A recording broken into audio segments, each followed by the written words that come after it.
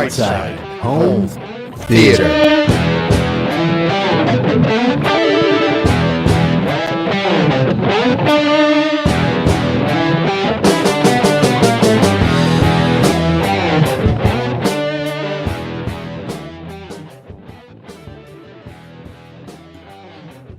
We are live. Hey, home theater nerds. Welcome to the Brightside Home Theater Podcast, a home theater podcast that's all about the experiences, the sights, the sounds, the scenes.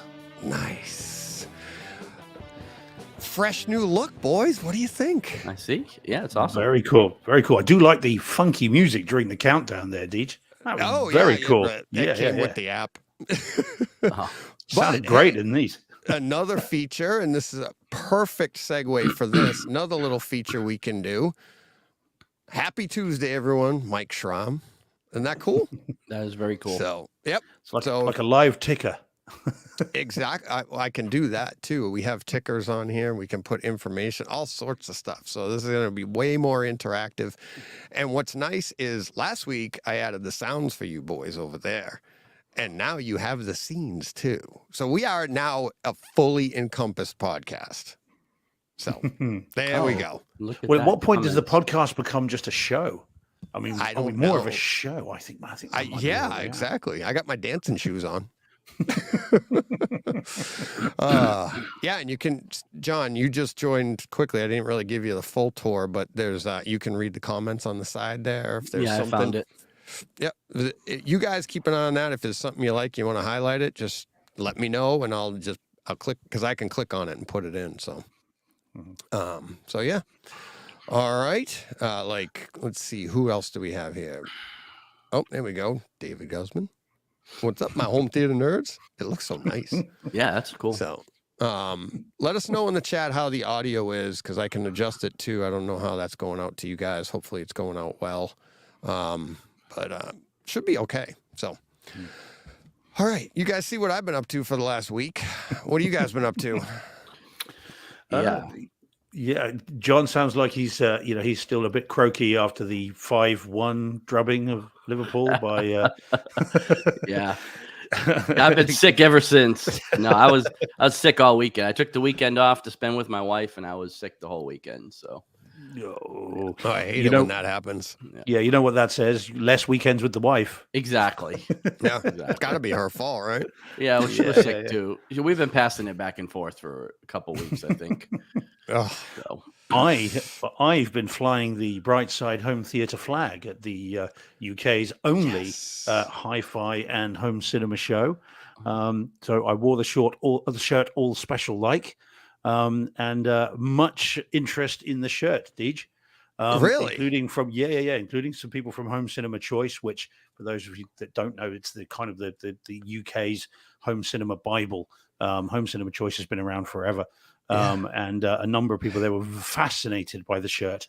And I said, well, look, I can get the guy that designed it to tell you, but it'll take him 3 hours to explain all of the various design elements that are into it. Yeah. That's great. That's being kind. It's actually a quick explanation. It's me that drags it out. So, it was very cool. Yeah, well. We'll get to that. Yeah, they were very cool. Some really nice people and some really good guys. And SVS were there, and Kaleidoscape. They were not there, but SVS were there. There were a few others, and it was a really nice chat. Who was there from SVS? Did you talk to them? I didn't. They were on the show floor. By the time I got there, it had closed, and everyone was in the bar. So it was all very boozy at the end. So no, I didn't. I did speak to, as I say, the editor of Home Cinema Choice, Mark Craven, who is a really nice guy, and was having a chat to him. And I actually get that, or I got that. I think they discontinued it to me. But or did they go completely digital? I think they're still on the stands. Okay, but yeah, I mean, because I was getting it here. Hey, DJ, Brockstar is like incessantly asking you if you got the video he sent you on Twitter. So I think it must be important. When? I don't know. DJ, did you see the video I sent you? Okay, there's that one. Let me undo that. Okay, and now here's the other one. Did you see the video I sent you? This show is going off the rails now that we have this stuff. We're going to need that live ticker after all. Yeah. But yeah, so it was really cool. It was a very cool show and really fun to kind of be there for a few hours and just saying hi to everybody. And there are some pictures up on Twitter, and I got to meet some producers and some industry insiders who were really cool guys, and lots of stories, none of which I can say on air, but all kinds of fun. So yeah, it was cool. A nice bit of a change for me. I don't normally go to those sorts of shows, but I got invited. I was asked specifically to go, and I thought, well, now's the chance to fly the flag. The Brightside Home Theater's paying off for you already. Yeah. I mean, it's just before you know it, you'll have a star on the Hollywood Walk of Fame. I mean, you never know. Matter of time. Matter of time. I mean, it'll say Jason Statham, but whatever. Well, that did come up. Yes, it did come up. Apparently, it did. That was one of your little behind-the-scenes stories. That's not fit for air. No. Yeah, not unless the Expendables will kick through the door, and that'll be the end of me. So yeah, better not. Yeah, there you go. No, that's great. That's it. I couldn't wait to talk to you today. You're like, oh, you got some good stories there, so definitely worth the trip for you. Yeah. Let's see. We did actually have a question in here. Blue Wave asks, interested what online websites everyone uses to purchase their physical discs besides Amazon. I buy from Groove, and also when the price is right, Best Buy. Okay. I don't know whether he means kind of to import or whether he means domestically. I'm not sure. Is Blue Wave American? I'm not sure. Not sure. No. But I mean, domestically, we've got shops. We still have retail outlets that you can go and buy this stuff in. There's only one, but we have one. But otherwise, it's Amazon. That's what I tend to use to import and stuff. It just depends. But yeah. So, but depending on who it is and where they are. I use pretty much Amazon, and then other than that, I'd be importing something, and that could be various. You know, if I can't get it through Amazon, I don't know where I would be getting it, but I'm pretty much, if I need to get it, I get it on Amazon. So yeah, good question though. Something we haven't done, and I don't think we've ever done this, John, but let's welcome new listeners. Anybody, I mean, we are getting new listeners here and there. So anybody listening for the first time, thank you very much. Like we said, this is a home theater podcast. It's all about the experiences. Okay. And sometimes those experiences are tweaks, which we'll get to in a minute. But yeah, it's mostly about the sights, the sounds, and the scenes. So thanks for joining, checking it out. If, hopefully you stick around. Yeah. And if you do, hit that subscribe button. Let's see. Patreon supporter of the week is Chai City Savage for 1 month. We're getting down to the end. We need some new ones because we didn't get any new ones. There you go. That's my boy. That's how you do it. Did I do good? You did. Oh, wow. That's my boy. Well, John and I have been practicing that all week. He kept telling me, nope, you say that, don't skip over it, keep going. Total donations for the month of February were $163, so thank you very much. And we ended up, and this, John's not going to be happy about this, we gave away 200 this month, last month. So, there goes we my went in the boy. wrong direction, yeah. Exactly. So, but yes, I haven't had a chance to talk to my wife today, so she has another one set up for next month that we're going to be doing. So I'll have that information next week. So that will take care of that for this week.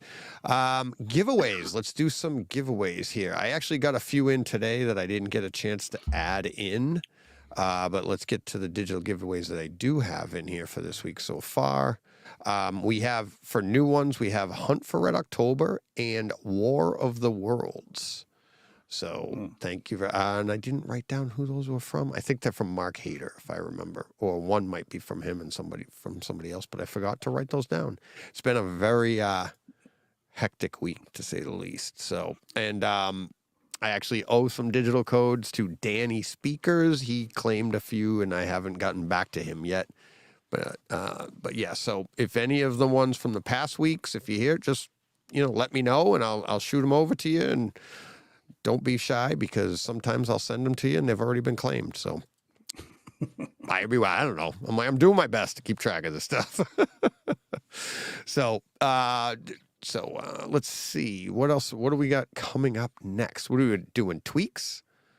I'm running too many things over here. I've got a tweet. I think You've got we got to get to tweaks. Steve has a tweak. Where's the sounder for that? It should be like. Oh no, there should be trumpets blaring and yeah, the British. I don't know. yeah.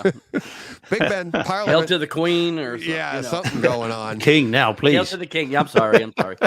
Yeah. Oh yeah. You'll end up in the Tower of London, John, if you're not careful with careless talk like that. Oh. Yeah. So, Steve, grace us. First time ever. Yeah. So now I was It's not wondering another setting on your iPhone, is it? Yeah, that's it. Yeah, that's it. I found iCloud again. So yeah. Now I was not sure whether this qualified as a home theater tweak, but I think it does, because I will say that as a result of this particular thing that I will read out in a minute, I think I've had the most theatrical and immersive experience this week from something that is not a TV show and is not a film. So, and there is some home theater stuff to come from it as well. So this is the PlayStation VR2 for the PS5, which it came out Wednesday last week, and I got it on Thursday, and it is incredible. Now, I know you guys aren't gamers, but I'm going to whet your appetite in a moment, and see kind of where you go. But yeah, so first things first. So yeah, this is an add-on, a VR add-on for the PS5. It replaces the old VR for the PlayStation 4, and it's a plug-in, plugs into the front of the PlayStation 5, and away you go. And it's got Sense controllers and everything else. And it is, as I said, extremely cool. Yeah, absolutely Blue Wave. It's a surprise. I know. So no one was more surprised than me. So it's got a theatrical thing whereby you can watch movies and you can watch streaming services on this VR headset. And it's supposed to give you a 110-inch screen, blah, blah, blah. And I watched a few trailers and stuff on it. Personally, I would not use it to watch movies on, because it's not as good as a high-end panel or projector. Yeah. That is for sure. It's an OLED panel. Both eyes are OLED displays, and it's a 4K display when it's put together. But it's not quite as good. The color purity isn't quite as good, and it's not as it doesn't really do it for me. However, the games are a different story.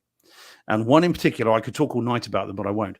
But one in particular is a game called Star Wars Tales from Galaxy's Edge, which I really wanted to tell you guys about, knowing that you're not gamers. Now, with this game, I've been playing Star Wars. It's not that we're not. It's that we don't do it right now. We were big gamers. Okay. Years and years ago. Start dusting off the credit card then, fellas, because now I've got it. All week I've been thinking, how do I explain this to you guys and make it make sense? So it's as I say, many good games on it, but this is the one. It's Tales from Galaxy's Edge. I've been playing Star Wars games since the 1980s, since the wireframe, arcade, Star Wars arcade thing going down the trench run of A New Hope, and I've played just about every Star Wars game since then. And I have never played a game like this before. This is genuinely like being in the films, not watching the films, in the films. Now, the problem I've got is I can't say to you what I normally would say, which is check it out on YouTube. Go and have a look on YouTube. Not now, obviously, but in due course, look it up on YouTube. But that would be like you guys trying to say to me, watch a bootleg video from the 1980s in mono sound of a Bruce Springsteen concert and saying that's what it's like to be there. It is just not comparable. YouTube videos do not do it justice.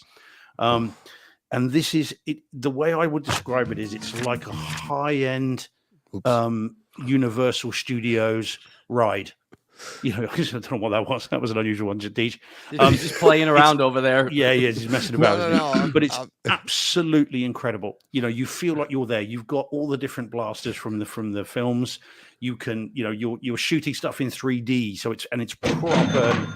That's Universal the one I was 3D. looking for.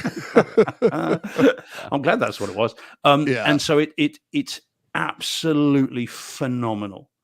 You know, you carry the blasters on your holster, you know, and you draw it like, you know, like Han Solo. For You real. can't fire it, And and it tracks all and that. you pick it up. Yeah, you can quick draw. You've got haptic feedback. You've got, so when you pull the trigger, there is recoil, and you've got trigger resistance as well. You get the blaster, you get the noise, everything. It is phenomenal. And again, you've got thermal detonators, Deej, not rocks. Thermal detonators that you can arm and you can throw. You've got little Jedi training, you know, the little training remotes. And of course, not only do you have the 3D video, it's got 3D audio as well. So if you then put on the 3D audio headset, they move around you. And so you can tell where everything is as you're walking. Right. I promise you, I'm not doing Can it you do justice. 2-player? No, it's a single player thing. But as I said, it's like Universal Studios, except it's in your own front room or wherever you want it to be. In my case, the cinema room. Right. And it is absolutely bananas. I could not believe it. Oh, and you've got little porgs nesting as well, so you can shoot at the porgs. But it's just absolutely incredible. Yeah, well, quite indeed. And so it's really, really good, and by far my favorite theatrical cinematic experience of the week. Nothing comes close to this. So I mean, you know, it's not cheap for you guys. You need a PS5 and you need the VR Right. units. You're looking at about what, $1,300 to get it all together. How much is the VR? It's 500. Sorry, Yeah, so £600 here, 569 here, and I think it's the same in dollars there. So you probably guys get it a bit cheaper. $1,100. Yeah, so it's you not can get cheap. a PS5 for MSRP. yeah, quite. Right. But it was absolutely bananas. I'm loving it. It's really, really That's good. awesome. So if you get a chance to try it out, guys, do it, because I can't do it justice. So yeah, I don't know if anybody else in the chat's got one or seen one, but you know, if you have, I'd be curious to see what They you just think of it. came out, didn't they? Yeah, like I say, a week ago. Yeah, just last Wednesday. Yeah. So, but you know, people have been getting them. So yeah, very cool. Yeah, there's a bunch of websites I'd like to try out with those as well, but you know, so yeah, I'm gonna leave it right there. Go any further. My tweak this week, Phil actually has a question that goes marries perfectly with my tweak this week. So Phil said in the chat, he said, "Do you gents have a movie suggestion that is great to test image quality and also sound quality?" And then perfectly, Mike answers with this. You just pulled the pin, Phil. But you know what? It's like I'm actually going to, I'll leave his question up there because this is what I did this week. So I was hoping to be able to do that Kaleidoscape update.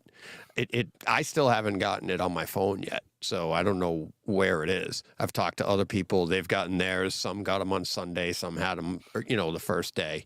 I haven't gotten mine yet. So, but what I did do this weekend is I sat down and for some reason, I just like, I'm looking at the screen and it was a little bit blurry and I'm like, oh, maybe I'm tired. Maybe it's my eyes. But then I got up and looked at it and I was like, this isn't right.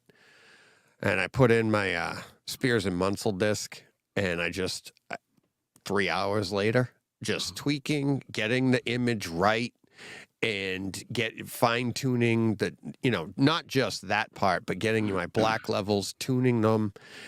But to do this, I had to go back and forth. You got to go back and forth between the Lumagen and then the black, you know, how bright can I make my projector? Because you're trying to balance everything all at once. Like the Lumagen will go a certain distance and, to shorten this a lot, not tell you all of that part, I started going through all my content again, and it just like the juggernaut of like dark HDR scenes, bright scenes, stuff like, you know, House of the Dragon scenes, Game of Thrones scenes. One of my favorite scenes is the scene in Avengers when Thor and Loki are on top of the cliff. And they're just having a conversation, but that is a very difficult scene. There's a lot there if your HDR set up right. Star Wars, just because I know it so well. So this is where I get into my answer to Phil. And Mike's right. We love to talk about these things. So you just pulled the pin. But in reality, the best answer I give to anybody is anything you know really, really well. And much like we were talking earlier, Steve, off air, is you need to know the content if you're going to use content to dial in your system. Because if you went and you put on like a soccer game over there and you'd be like, oh, the grass looks right. Yeah, but the broadcast might be wrong. So you don't want to use that. Typically, you don't want to use scenes to calibrate your system. You want to use scenes to test the calibration that you did, whether it would be audio or video, right? So, but I have a ton of scenes that I just went back and forth. I can't tell you how many times I watched Star Wars, the opening scene this past weekend. And I got one for you too, in that right when they start to pan down to the scroll has stopped, it's gone off in the distance, and they start to pan down to the planet. On your left-hand side, it sounds like somebody's walking in clogs. You can hear like a click, click, click, click, click. And I'm like, I don't know what it is. I don't know what instrument did it, but it's over there. Because at one point, I was like, is somebody outside my room or something? But there's this neat little sound, and I've heard it over. I probably heard it 10 times this weekend. Easily, maybe a dozen. So, but yeah, I fine-tuned it, and I was having, not issues, but I wasn't 100% happy with the quality on some of the scenes, especially in House of the Dragon. Like, I knew I could get a little better, and this has cleared it up. I mean, my brights are brighter, and my bulb is older. So I just fine-tuned all that, and I couldn't be happier. It's awesome. It's awesome. It was fun to do, too. So, John, do you have one? I do not. All right. No tweaks. Yeah, no tweaks. No tweaks this week. No. All right. We ready to get to listener experiences? Sure. All right. Let's see. Oh, all right. First off, listener experiences. Thank yous to Mark, Mike, Steve, Bill, Corinder, John, Carl, Todd, Nick, Dan, Jeff. And I'm sure there's more that I've forgotten. I tried to add everybody as I could. Just comments from people, whether it be YouTube, emails, stuff like that, that just were like, this is great. And, so thank you very much. Thank you to everybody for all the comments we get on Twitter and everywhere. So it's a lot of fun. But I'd also like to thank everyone for crediting me for building this community. It's really, it's not me. And that's what I wanted to say. It's like, we had a conversation on Twitter this week, kind of like came up, and everybody's like, oh, some listeners were, I think somebody bought somebody something or sent them something. And it's like, they're like, it just turned into this big, like, oh, thanks DJ for getting us all together. And it's not me. It's you guys and me. And I thought about it for a while this weekend after that conversation, because I was like, I'm not bringing this up to try and give us credit here or this. It's like, but this is what I came up with. We've all have relationships with significant others. And I'll use my wife and I as an example. And it's like, my wife's like, I don't look at myself as I've done anything special for to have my wife. It's a common, love, trust thing between the two of us. And it's like, and she thinks the same, like, I don't know what I'm doing, right? Whatever. Right. But it works for you guys, for us. I think that's where we're at with the listeners. And it's kind of embarrassing at times when people say stuff like this and they're like, oh, and I'm like, we're just here. And it's like, it's just fun. And people, I appreciate you guys, and you guys appreciate us, but it's a two-way street. And that's just what I wanted to say. It's like, I'm trying to give you guys a perspective, and Steve, John, do you understand what I'm saying? Like, because you guys are here too. It's not just me anymore. And you guys are part of this too. And it's like, when people thank us, it's just, to me, it's overwhelming. Yeah. Did you want to do your bit on No. that, John? No, go ahead. Go ahead. Okay. Well, I like to think I'm the ultimate example of what I think they're talking about, because I'm only literally here talking to you guys. You guys were friends. You guys have known, grown up together. You guys known each other forever. Whereas me, I'm the living embodiment of I'm only here because of you, DJ. Because I mean, you didn't know me. I'm the other side of the, Right. not quite the other side of the world, but you know what I mean, across the pond. So I think I'm kind of with them, because you did bring me in particular onto this and as part of this, and so actually I'm the embodiment of what these guys are saying. So yeah, I get it. It feels kind of a bit strange when people say it to me as well. They're thanks for doing this, that, and the other. The modesty part of us is such that you feel, it doesn't feel right. It feels a bit weird. Right. But I'm only literally here talking to you because of you. And then, and John as well being good enough to then invite me on the show, and then initially just as part of a chat every now and then it was Takeover Tuesdays, and then Home Theater Tours, and now then 10 minutes every week. That was 2 and a bit hours. And then That didn't work. quite. And here I am. So I am here because of you. Right. So, right. So what I would say is, before John goes, and I think John probably is going to say the exact same thing, I'm only here because of John. I couldn't have started doing this by myself. John and I started this together, and that's that exact mutual thing that I'm talking about, right? So it's like, if it wasn't for John, we wouldn't have sat down here, and John wouldn't be here if I didn't help. We didn't do it together, right? So that's the exact. It's like, they tell someone, and then they tell someone. So it's John and I, and then other people came on, and that's exactly what I'm talking about, right? So it's not me, and so. Well, do we eventually get to the point where we decide it's only because of Midway? right. What were you going to say, John? Well, I was just going to say, I come down sort of in the middle on that, because like we started a different show, right? Like we started out with Brightside Chat, and that was a comic book show, and that was our thing. Like we came up with it together, we started it together, developed it. Everything was kind of mutual. And then you started this on your own, and this was a rolling machine when Steve and I joined it. So I kind of feel like you did like I felt like the other show was our thing. I felt like now we have stepped into your thing. And are, slowly making it our thing. But most of these listeners, most everybody that's here now was here before Steve or I. And, this was something that I don't think you give yourself enough credit for it. Because I do think you cultivated an atmosphere that you wanted. You've cultivated the listenership that you wanted. And absolutely, I think you are responsible for the way this show came together. And now, like I said, we're hopefully adding some different elements and making it a different thing. So that's my take on it. So, but let me retort. Allow me to retort. John, we did chat, and I did the same effort in that I did here, right? And this is the example. John knows exactly where I'm going with this.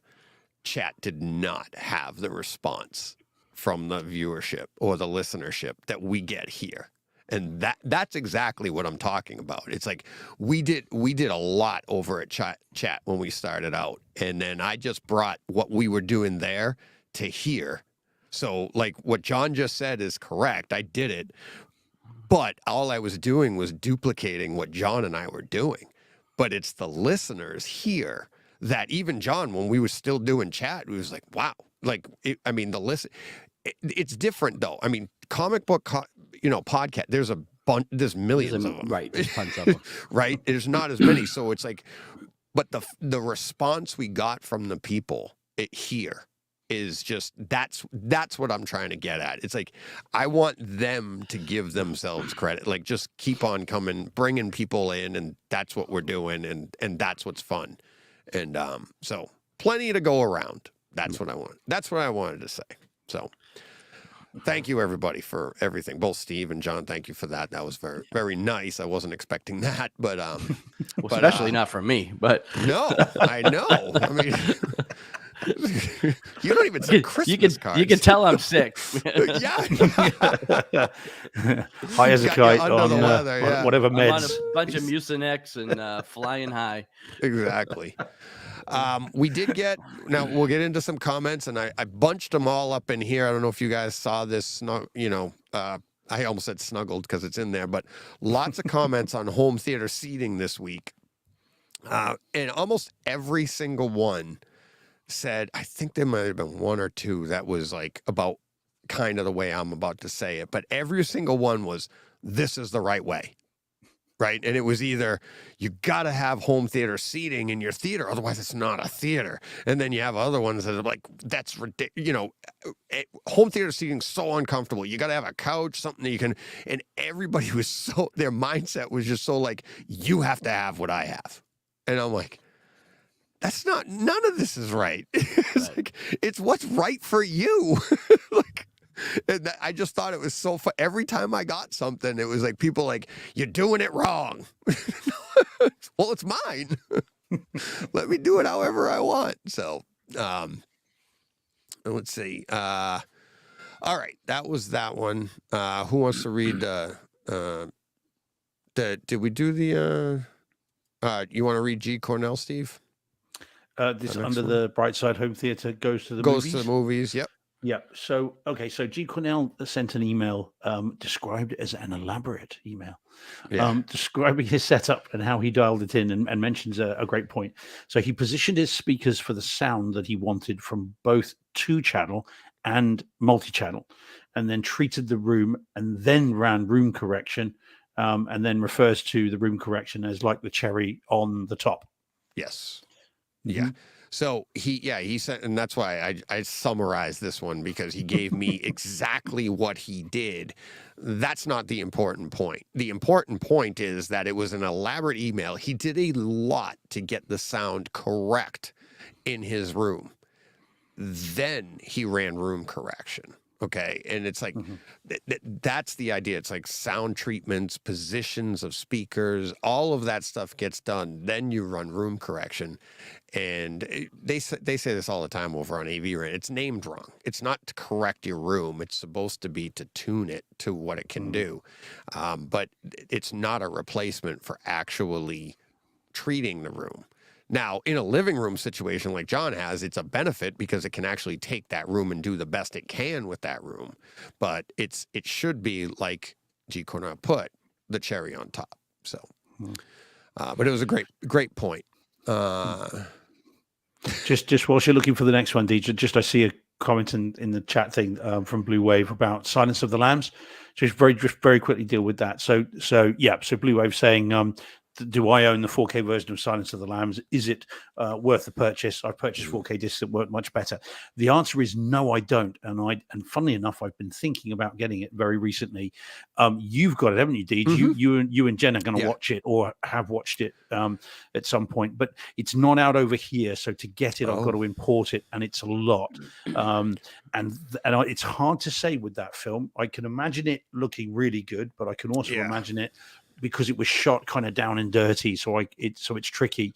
It is one that I want. It's one that I'm going to get, but I just haven't circled round to it. So the what I'd say to that, with your last sentence there about I've purchased some discs that aren't better, look at the reviews from decent, trusted websites and stuff, and obviously awesome YouTube shows, and trust those reviews, and then that gives you some informed sort of idea as to what to get. But it's one I want to get hold of. I love that film. Jen's favorite film, wasn't it, Deej, if I remember rightly on the podcast? Yeah, that's what jumps to mind for her. I mean, she's loved that since we saw it in the theater. She's I never saw it in the cinema. I was in Spain when that came out, so I never saw that in the cinema. I can imagine that if you saw it early in the theatrical run before word got out, I can imagine that of being a very unsettling experience in the cinema. Oh yeah. Yeah, well, yeah, and it was, especially back then. It was a big deal. And I can't really remember. I I don't remember thinking it was bad, but I can't. I flipped through it. I kept waiting to see it with her, and we just never got around to it. So, but I'll have to give. I can't wait to give it a good, reviewing.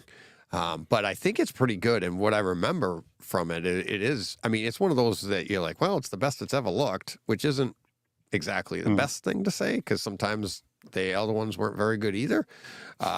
But yeah, I'll look into that. I'll look into that one. And it might be enough to now convince me to get it. Yeah, that's the thing where you have to import it and it's pretty expensive. I'd hate to be like, oh, what I saw was pretty good, so grab it, and be like, I could be wrong. So I'll read this one quick. Van Gool, the sights, the sounds, the dropped audio. So that was a lot of fun last week, huh? on the stream. Yeah, but that's the cool thing about the listeners telling us. If they hadn't told us, we wouldn't know. See? Yeah. But I cleaned it all up on the podcast that came out on Friday. You'd never know. Edited all that out. So, John, you want to read Brockstar's comment? I've got Van Gool next. That's the one I just read. Shaun of the Dead. The sights, the sounds. Shaun of the Dead. Yeah, there's another one underneath that. My home theater experience. Yeah, mine's not lit up. So why don't you take that one, Van Gool again? Yeah, Van Gool. My home theater experience is Shaun of the Dead at around 1 hour, 10 minutes when Shaun in there. I'm not quite sure what he's saying, but when Shaun is there, you hear the zombies outside in all speakers. Very well done. So I suspect. Have you guys seen Shaun of the Dead? Yeah, quite a while ago though. Yeah. Yeah, I suspect that's in the pub, in the Winchester pub. Oh, okay. When whilst they're talking, there are zombies surrounding, and you can hear them moaning in all the different speakers. Have you seen it, Deej? No. Okay. No. I mean, it's very, very funny. It's very well done. It's British in every way, but it's really fun and worth seeing. That could be a fun Halloween one actually for you. You might get a real kick out of that. It is a great film, and it is a nice 4K disc. Talking about older movies being upgraded and redone, that one is a very, very nice 4K disc, and you can buy it. I think it's only available in the 3 flavors Cornetto trilogy, but you then get Hot Fuzz, which is amazing, and then they not quite as good World's End, but it's still worth having. So great. Those are very nice 4K discs. Cool.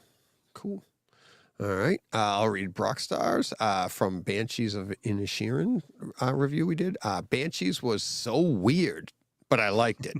Slow movie, but enjoyable due to good writing and acting.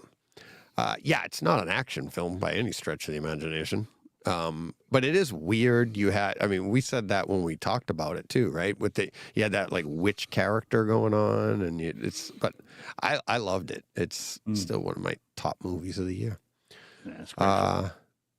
Steve, why don't you take? Do you want me to do this one, or do you want to? I want you to read it because I've read it many times. We had a great conversation through this, so and I'll get to that after you read it. But at least it started. It's clearly titled for me, isn't it? Because it starts. We'll leave the name out of it. We'll leave the name out of it. No just worries. Because it's a criticism, a critique. Did I? Yeah, you did. I don't know. That's okay. But it started, dude. It's only recorded. So that's okay. Yeah, that's it. Yeah, that's it. Okay, so this begins with a question. It says 3 hours and 34 minutes. Seriously? It says, DJ, I love the show, but you need to tighten these up. Nobody has that amount of time to listen to a podcast, especially on a weekend. I want the content you provide, but I want it in 2 hours.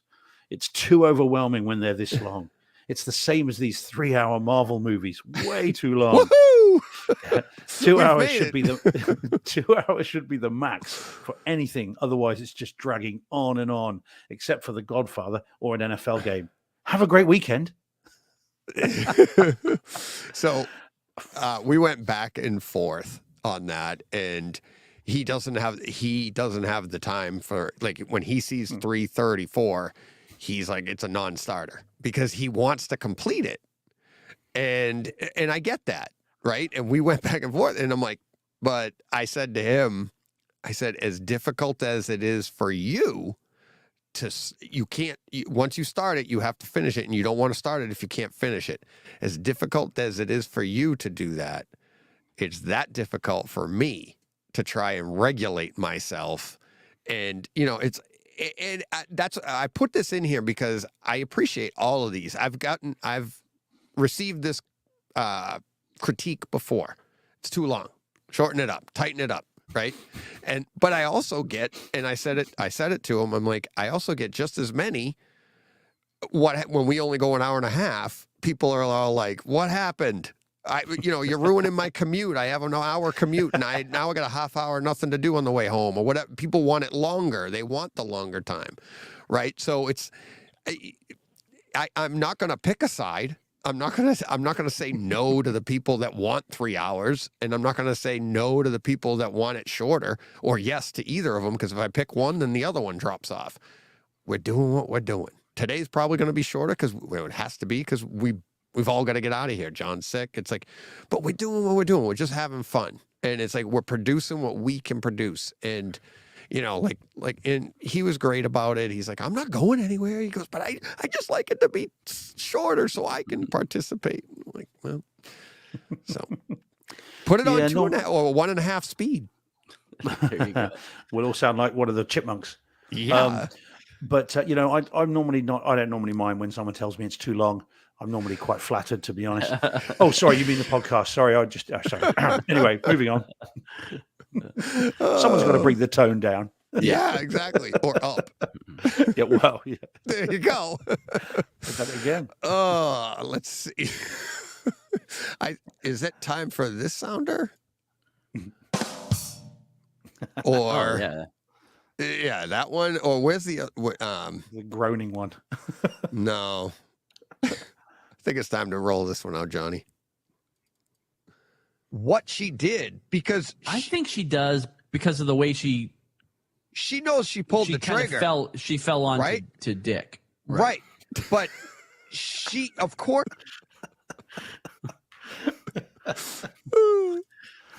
That's from Titans, by the way. Oh, you just stepped all over it again. Here it is again. Yeah. Here it is. She fell on to Dick. I think we're back talking about John's websites he wants to watch in VR again. Exactly. I rented that movie once. It's so funny when you listen to the what she did. Yeah, I'll fast forward. But I don't think she realizes the magnitude, because Superboy was about to save him, and I skipped over it. Here we go. Right. But right there, listen to me after he says it, because I heard it, but I didn't want to acknowledge it, so I was like stunned. She knows she pulled the trigger. She fell on to Dick. Right. But she I'm like live. I was like, did he just say that? Oh God. That was so great. Oh my. Yeah. We had a good time. We're still having a good time. So so we have that going on. John, you want to read this 2023 action movies? Yeah. Well, 2023 action movies from G. Cornell. What 5 action films are you most looking forward to this year? I'm not sure I could even name 5 action films that are coming out this year. I was thinking the same thing. But I know for sure Indiana Jones, right? Yeah. Mm-hmm. That's it. I can't think of anything else. Like, what else is coming out? Blue Wave. John do Wick. Not mind longer at all. The biggest benefit is you guys do the work to index the topics. Yeah, and I said that too. Sorry about that. But I put the show notes so you can skip around. I meant to mention that. But yeah. John Wick 4 for sure. Yeah, probably that's this month. Number 1, actually. Yeah. Yeah. Well, I'm looking forward to the Flash movie, like I talked about before. That's one. John Wick coming soon. Indiana Jones. What else do we have? I know it's not an action movie. Mission Impossible, fellas. Mission Impossible. That's a huge one. Yeah. Mm-hmm. 2 years in a row. We're getting the second one's next year, right? Right. Yep. Because they filmed them back to back or together. We get the Meg 2. The Meg 2. Come on. I mean, now I got to see the Meg Puncher. 1. Yeah. Shark Puncher. Yeah, that's part of the Brightside trilogy of punching animals. I'm sure there's. I just can't think of anything. We get Across the Spider-Verse, so we get the sequel to Into the Spider-Verse. Yeah, got to have that one. Mission Impossible, Oppenheimer. Do you reckon that won't be an That's not action film? I don't though, think will it? that's That's an the one action I film was going to because- say that I was don't going to really say consider- Creed, and I don't think that's going to be. Yeah, That's not that's really not an action. action film either. But I am It's out looking this forward week. to it. Yeah, This it's out week. this week. Yeah. Yeah. We've got Gran Turismo, the film. Yeah. Equalizer won't be 3. That could be good. Gran Turismo. That could be good. Yeah. I really liked what was the other the Need for racing Speed. one? Need for Need for Speed. Speed. I reviewed it on the podcast. I love that movie. It sounds amazing. Equalizer. The first two were great, actually. Yeah, they were. Yeah, the first one in particular. I think the second one was a Yeah. bit odd. They Yeah. did some different things with the second one. But yeah, it is good. June Part 2, fellas, in November. Yeah. Yeah. See, I don't consider that an action. I though, don't either. That's more of an epic. Yeah. Yeah. Okay. The Expendables 4. That's an action movie. For sure. sounds I'm like not this- really This looking sounds like a forward football to it. thing, but- doesn't it? This sounds like football results. Look, you've got The Expendables 4, Saw 10, June 2, Mission Impossible 7. No. Yeah, so there are some great ones, but yeah, Indiana Jones is one I cannot wait for that. Yeah. And because of stuff we were talking about off air, I'm hoping I can see that early. So Yeah. fingers crossed. That would be nice. Oh yeah. Really nice. Who's got the next one? Me? Uh, Who read the last one? I just Uh, read that last one. Yeah. So. Shall I do that Dan Carpenter one? Yeah. Knock yourself out. Okay, so Should be quick. so this was on the response to the home theater experience, Ghostbusters Afterlife. Dan Carpenter says the correct room correction is the one that sounds best to you. REW and Dirac are time consuming, but for some of us, it's also a lot of fun and a learning experience. The mini DSP is a great piece of hardware for tweaking your subs. That's all I use it for. To each his own, I guess. Yep. Exactly. Couldn't have put it better myself. That's exactly what we like to say here. It's like there's no right way or wrong way on you, right? If you try to do something that somebody else is doing and you don't like it, then that one's wrong for you. But just do what you like to do and be happy. Don't worry. Be happy. Everybody, no, don't. Everybody now. John, you want to write Chem E? Sure. Kemi Mark commented on Ghostbusters Afterlife. Says the sound in this movie is highly underrated. Thanks for covering it. Do we think it's highly underrated? Like everybody I've ever talked to has praised the sound in They in do. the movie. Yeah, but this is what happens when we talk about something that's been out for a while and it feels underrated because nobody's talked about it. It's always just like what's new and what's fresh. And that's why I like to do the older stuff. So we should get back to that a little bit and do, instead of just doing the new stuff. And I'm not saying like as an assignment, but if you see something you haven't seen in a while, let's, just watch it and let's talk about it. And yet I'm very, very glad. And again, credit where it's due because Mark V is listening. So it's because of Mark's, encouragement, if not stalking, to watch Incessant messages. That'll be it. Yeah. Incessant is the word of the day, I think. Yeah. Yeah. So thanks to his stalking, harassment, whatever else you want to call it. But we then watch it. I had forgotten, having seen it in 4K, at home. I didn't see it in the theater. I'd forgotten just how good it sounded and how good it is as a film. So I'm very glad he encouraged me to circle back round to it because it's a new demo movie. There are plenty of demo scenes, at least for audio anyway. So this, again, we're back to the community. It's very cool that there are people that take the time to say, guys, can they care enough about what we think to say, guys, can you give this a watch? Right. And we were able to accommodate it 12 months later.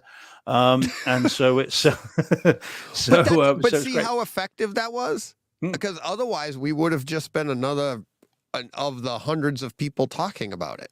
And but now we say it and we're getting comments like it's underrated. And it's like we're bringing it back to the forefront and it deserves it. Right. So, it's just stuff like that's what I like. So let's start talking about Steamboat Willie then. It was a really good black and white comment. Yeah. Gone with the wind. Yeah.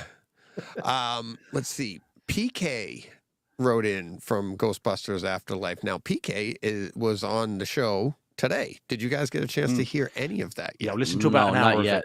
it. Not at all yet, actually. I saw 3 hours and it was a non-starter. Well, that's the first thing I said to him when I got that email. I'm like, then you're not going to like the next 2 weeks of Takeover Tuesdays, because we had PK coming in at like 3:20, and then Todd and I recorded, which is going to be next week's podcast. Todd and I went over 3.5 because Todd wanted to beat PK. Oh, jeez. So, and there's a pretty big announcement coming up at the end of that one. Todd and I told Steve about it. I haven't told you yet, John. That the listeners, I think, will be interested in, and it could be a lot of fun. So, but yeah, sitting down with PK was Kiran.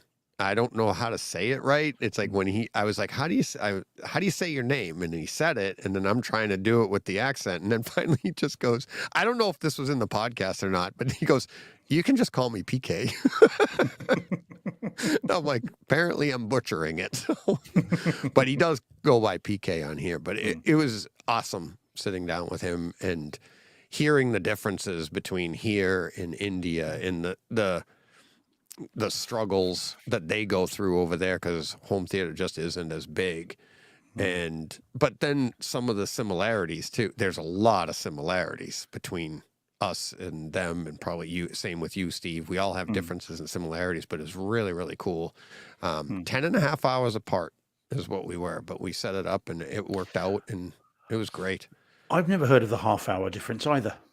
I know you mentioned that you hadn't heard of it. I've never heard of that. I thought the international dateline was hour. I've never seen a half hour in all my travels. I've heard of it one other time, but I'm not like, it's just odd to us over here because we only have 4 in this country, but it's but bearing in mind, I grew up I was born in New Zealand, grew up in Spain, circumnavigated the world by plane 3 or 4 times, and I've never encountered the half-hour dateline change. And I said, not only not encountered it, never heard of it. So it's fascinating. Isn't it? The closest I've been to India is the Maldives. We spent a couple of weeks in the Maldives, mid-2000s, and that was, that was beautiful, by the way. But again, it was all hours. It wasn't half hours. So yeah, that was fascinating. Yeah, I did not know that at all. Every day's a school day. Yeah, exactly. But yeah, that was a lot of information in there. Great conversation. So thank you very much, PK. But PK says, PK here, I'll say, best part of Gurinder is it's an Indian fond way of referring to Punjabis. Yeah. He would know. Podcast was the best part of it was the podcast was the bat story and how it got upgraded from economy class to business class living room upstairs. It was lovely listening to his kids interacting with DJ. Shows his HT hobby of ours isn't just about ourselves and our electronics, but is a bond builder between like-minded people. Yeah, that again, Gurinder and I, another great conversation, and then his kids coming in, that was pretty funny. So let's see. Oh, Mark V is in the chat now, and he's like, thanks again, by the way.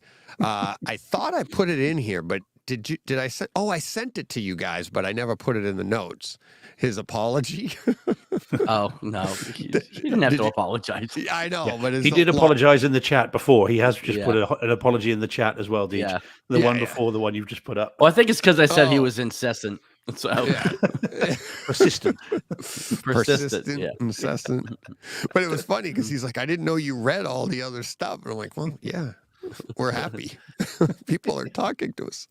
They like us. They really like us. I have that sounder somewhere too. All right. Let's see. What's the next one we got here? Is that the last one? Yeah. Or did I miss one? One more. Okay. Why don't you take that one, Johnny? PK also. Never understood respectfully how DJ likes all Marvel movies. Quantumania was below par their standards. It's the lowest grossing Marvel movie in India. Post Endgame, the Marvel charm is gone and are too heavy on VFX nowadays, more cartoonish than polished and forced humor. Marvel is rushing to release their movies to match their Disney streaming web series releases. They have come out now saying that Quantumania VFX suffered because resources were diverted to Wakanda as it was more prestigious. That's a lazy excuse for one of the richest production houses. Earlier movies had strong character arcs and emotion-driven but now they are just bombarding with unnecessary long action pieces, poorly pictured in green screen or volume, large volume, I volume, think it is. Yeah. large lit LED screens in background. Even in Wakanda Forever, that flying fish villain Namor becomes a good person all of a sudden in one scene. In fact, nowadays, I am more interested in how DC Comics are going ahead. Can't wait for Keaton's return as Batman in Flash. Okay, so everything I said about PK previously, out the window. He doesn't agree with me. He's done. No, actually, it's funny. I like Marvel movies. I don't like them all the same. I enjoy going. I actually agree with almost everything he said. Like, I'm way more fascinated with what's going on in DC just because we're kind of taking Marvel for granted. They do things, they do them well. We're expecting more. I think we peaked at Endgame, Infinity War and Endgame. Everything after that is going to suffer by comparison. And I think that's what we're going through here. And, you know, we're into what, phase 5 now is supposed to be Quantumania's phase 5. And I didn't even know we switched phases. We didn't have an event. So, you know, like an Avengers movie or something. So I still find them entertaining. They're fun to go to, but it's not Infinity War. It's not, I mean, and I take them for what they are. They're just comic book movies. I don't take them that seriously. Some comic book movies are better than others, of course. You know, you get into like the Batman or the Nolan series of Batman. And I mean, those are films, right? But yeah, I just enjoy them for what they are. Bubblegum, fun, popcorn movies. I think in fairness, I was the one who was the most keen on Quantumania. You know, I'm the one that because I really, really liked it. I really enjoyed that. And I mean, I get, as I said, why people don't, but I thought it was fantastic. And I'm really looking forward to seeing it again. So I've been down on, you know, Thor Love and Thunder, Takeover Tuesday Part 2, I think was mostly Love and Thunder. And you know, and things like that. I did not particularly like that. And Wakanda Forever again as well. It's all right. It's not brilliant. So, you know, I think all you can do is call it as you see it. I think we also now are tending to look at everything that led up to Endgame through rose-colored glasses as well, because not every movie leading up to Endgame and Infinity War and Endgame were like 10s either. You know, there was a lot of misses in those groups of films as well. Although granted, it's hard to pick out too many that are worse than some of the ones we've gotten recently, but yeah, not everything, you know, Endgame and Infinity War, you know, I hate to throw around the term masterpieces when you're talking about comic book movies, but I mean, they were a notch above, but not everything that led us there was, you know, was a 10. So, yeah, no, yeah, you're right. And well, look at the beginning. We had Iron Man. Well, that was really good, but then we had the Hulk, right? You know, the Incredible Hulk, and it was like, I like that. I like that. We had Iron Man 3. We had Thor: Dark World. We've had and they're all fine, but they're not 10s. Like, you know, they're not. So, all right, that's it for listener experiences. So, are you ready to get to 4K releases? Yes. All righty, let's do it.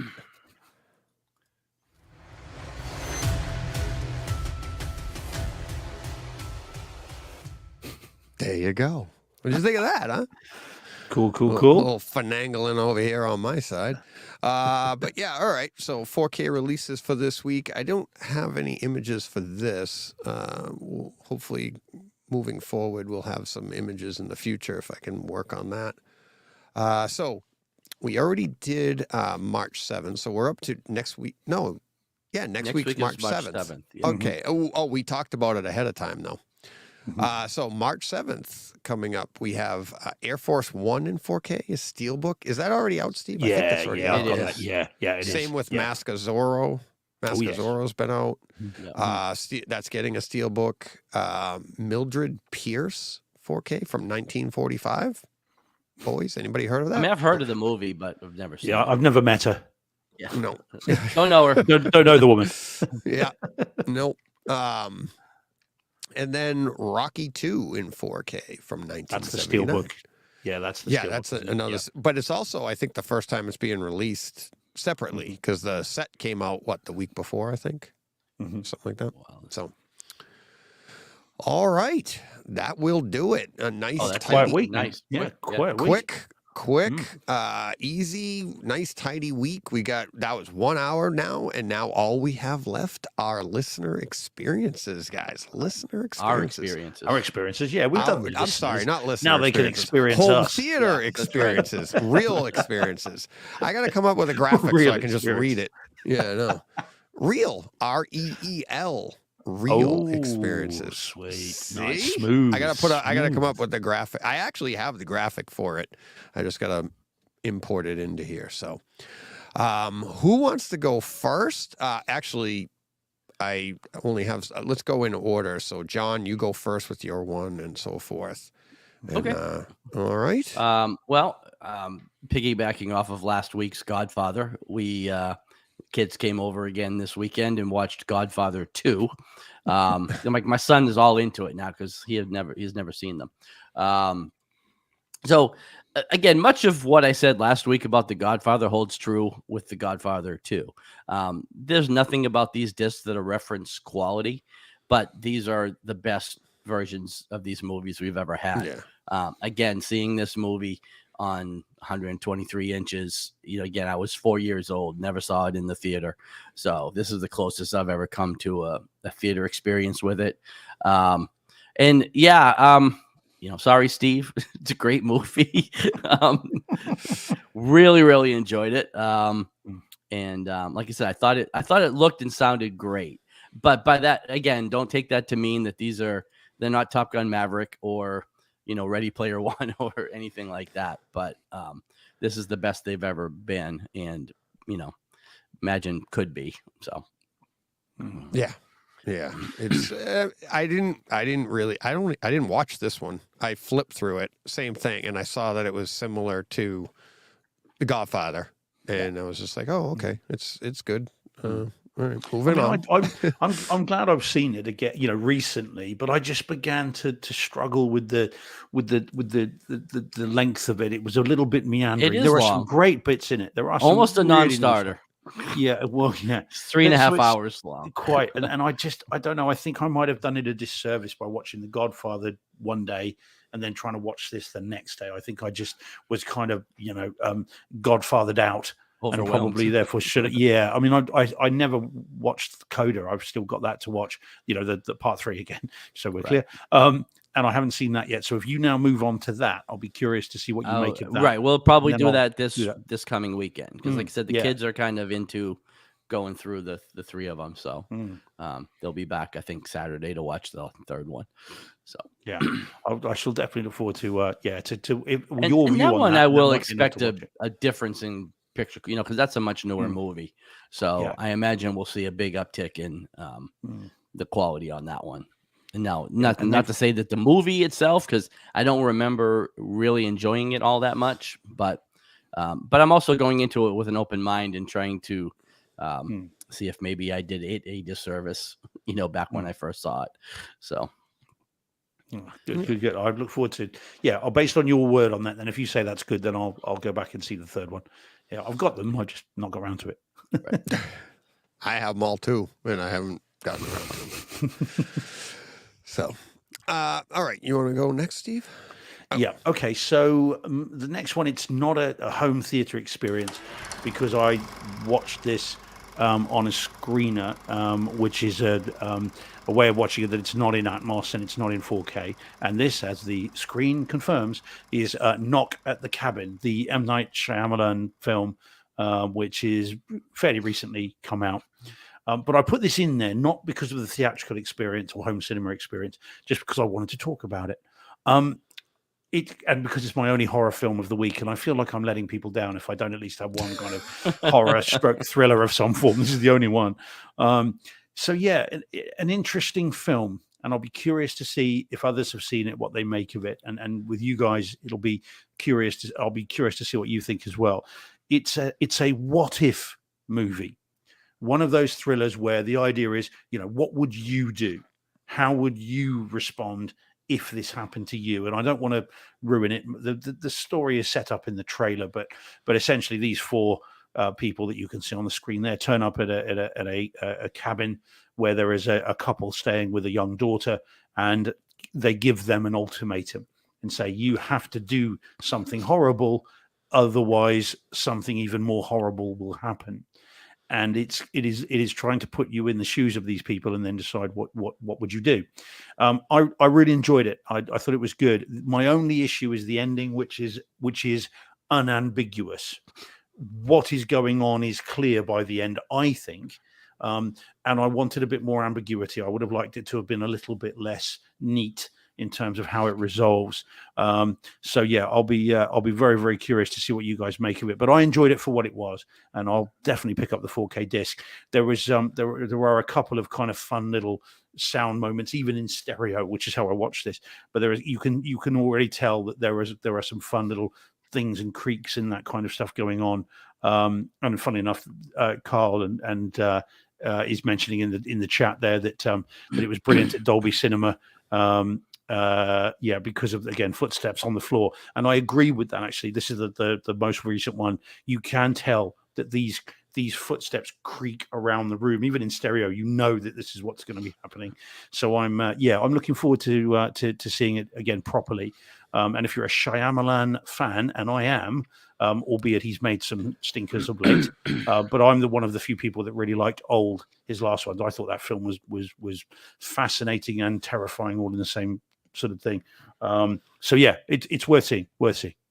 Okay, I'm a huge Shyamalan fan. I mean, he's made some dross. Oh yeah, but he's made some great stuff as well. Yeah, I mean, not everybody's like Spielberg. I mean, even Spielberg made AI. So yeah, well, yeah, indeed. And Hook. Exactly. So yeah, it's yeah. Oh, Carl, DJ, time for floor speakers. That comes up later today. I have a part of one of my reviews. So yeah. So is it really like? I'm not a big horror fan. So is this like a horror movie? Would that turn me on, or is it more of an M. Night type? It's a thriller. It is a thriller. Okay. There is the gore in it is interestingly portrayed, in as much as there's not a lot of it. It's heavily hinted at. You don't see it. Much of it is not done in camera, or it's just slightly out of frame. Mm-hmm. So it's interesting in that regard. As I said, you'd want to watch it with Jen and John. You'd probably want to watch it with Lydia, because afterwards you're going to want to talk about what would I have done? How would we, if you had to make the decision that this couple and their daughter have to make, what would you have done? And there's the conversation after. I mean, you'll be talking about it for days, I suspect. Are these like divorce conversations? Like, I would have clearly chopped your head off, like. If not divorce, then perhaps the police and some sort of ill. But that's but it's a fascinating kind of thing to think about. Not only would you have made the choice, but also would you have accepted that the choice needed to be made, or would you have just dismissed it and gone, you guys are all crazy and you can get stuffed? That's the sort that there's that conversation as well. And I've seen at least one review which does suggest, I'm not going to forget Sisu, Mark, don't worry. So that's a trailer. It's just absolutely, very, very fascinating as to whether there is ambiguity in this or not. I didn't think there was. I think there is an answer at the end of this film, which I think is a shame. But it's very good and well worth watching for sure.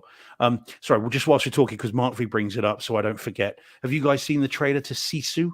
Did you see that online? No. I was tweeting it incessantly. There's that word again. Yeah, it's the word of the day, folks. Well, John, you need, as soon as we are finished, okay? Sisu? Yeah, SISU. DJ, you too, but for John, it's a drop everything and see it. All right, it's a trailer for a film that's come out of nowhere, a Flemish revenge film, which is set in 1945. It's from the trailer. This is, so not giving you any spoilers that aren't in the trailer. A Flemish ex-special forces commander in 1945 who is picked on by some Nazis and appears to basically decide, I'm going to kill you all. And then so you get the kind of the quite cool Norse Scandinavian stuff, albeit that it's in English, mixed with some serious John Wick style kind of Nazi killing. Cool. But the trailer is bananas and well worth seeing. Where's this film coming to? Well, this is the thing. It's Lionsgate release, so I think it's getting a cinema release. It just says coming soon on the trailer. But boy, oh boy, is it good. And anyone listening, I'm grateful for Mark for typing it in the chat. So it's Sisu, SISU. And honestly, it is bonkers. So yeah, well worth checking out. And same with you, Deej. I think you'll like it too. But it's got a bit of a. John and I have obviously got a Scandinavian interest, and so there's a little bit of extra stuff in there. And Sisu apparently is Scandinavian for won't quit, Flemish for won't quit, grit, determination, all that stuff. So yeah, very cool, and some very creative use of landmines. Wow. Well, sounds right up my alley. Yeah. I think your eyes will pop out of your head in this trailer. All right. Let's see. We'll move on to. I'm next, right? Yeah. Mm-hmm. Yeah. Okay. All right. The Fabelmans from Steven Spielberg. Watch it on Kaleidoscape. It's not a home theater movie by any stretch. Picture's nice, but not. It's a drama. Did you see this, Steve? I still haven't seen it. This is why when I saw it in the notes, I thought, you haven't seen it, right, John? I have not. Okay. It is really, really good. I was torn. It's not a home theater movie, but I was torn on. It's probably one of my favorite movies of the year, but I don't know how that's going to, I'm trying to think for it's up for Best Picture, right? And that's what we were talking about. If I had a vote, I would probably vote for it. But at the same time, this is where I'm having a little trouble because I don't know how it's going to resonate with most people. It is very much based on art and being an artist. So I've had some listeners email me and be like, you got to see this, DJ. This is right up your alley. And the scene with Judd Hirsch, he's only in the movie for 10 minutes, but he's up for Best Supporting Actor. And when you see it, you'll know why. It's just an amazing, it's not really a monologue on what he goes on what it means to be an artist and stuff, but it's he's talking and just what when his scene is done, you're it went right through me. I was just this, it's all stuff that I've said on this podcast that I've said my whole life. And you're holy crap. The ending is really neat artistically too. It's really fun on what it means. When you guys see it, we can talk about it. But I thought it was a lot of fun. It's a fun little nod that it says it's from Steven Spielberg, right? And it's written by and directed by and all of this. And there's kind of a nod that this entire story, and then at the end, it's him. We'll talk about it when we get there, but it's been him directing the movie. But it's really, really good. A lot of people I've heard comparing it to 5/25/77. It's nothing like that. This isn't like that at all. It's more of a fictional depiction of his life. Okay. It's whereas 5/25 is Patrick Reed Johnson. It's pretty much his life. And when I talked to, when we were talking to him on AV Nirvana, it was he was just oh no, this is all there. I had to take stuff out, but this is my life. This is a fictionalized version of Steven Spielberg's. I don't know what's real and what isn't here, but it's when you see it, you'll understand what I mean. It's not at all, I don't think, 5/25/77. But it is really good, and what it means to grow up and be the way Spielberg probably was growing up, and how it's difficult. Like I said, for me personally, I'd be like, it's like my movie of the year, but I understand like this isn't really going to resonate with a lot of people. It's just they're going to be like, yeah, whatever. Tell me this, Steve, is it worth buying? It's worth buying to me in the way like you want to own like Lawrence of Arabia, Casablanca. This is a movie. Like it's entertaining. It's very entertaining. I will watch this again. It definitely repeat viewings. I want to watch it again with Jen. She didn't watch it with me this time. But I think it is because I wouldn't be surprised if it won Best Picture because if most of the people voting are artistic people and it's going to resonate with them. But I think a lot of people might not get that part. And I understand that. I mean, it's a mindset. It's a way. And is it worth buying in 4K? Yeah. Yeah, the picture is nice. There's nice gradations and stuff, but it's not like when we think of like Punch, there's some shots of like light coming through windows. I just always want to have the best possible quality, and but again, it's not like super dynamic in any way. There is one scene in particular by a campfire that really takes advantage of the HDR, I think, in that, and not in when you see it, it's not in an obscene way or anything like that, but it's more of a tone setting and the colors and the vibrancy that you're going to get from the campfire, from the background, from this. You'll see what I mean. But definitely worth, I think, owning in 4K. Absolutely. So nice. We don't think we've got a date for it here. I think it's out there quite soon in 4K, whereas I don't think get it for a little while yet. But yeah, okay, I'll definitely pick it up. I'm a little uncertain about it because I've not grown up wanting to make movies, make art like that kind of thing. So I'm a little wary as to whether it's going to be a movie that is, as you rightly say, is whether it's going to resonate with me or not. But I'm hoping that Spielberg could make reading the phone book interesting. So hopefully that will come through anyway. So yeah, all right. I look forward to picking that up. Yeah, if nothing else, if you've known people that are artistic, if you know anybody that's an artist or is that got that mindset, it's a good depiction to me on the pain, what people go through, and so if you want to understand it, maybe don't own it, but see it. So yeah. Well, Carl is saying just rent the bloody thing first, and yet I can't do that. I don't like doing that. I prefer to just buy it. You know what I mean? I always feel if I'm renting it, I'm doing myself a disservice. I mean, hence Blimmin' Midway.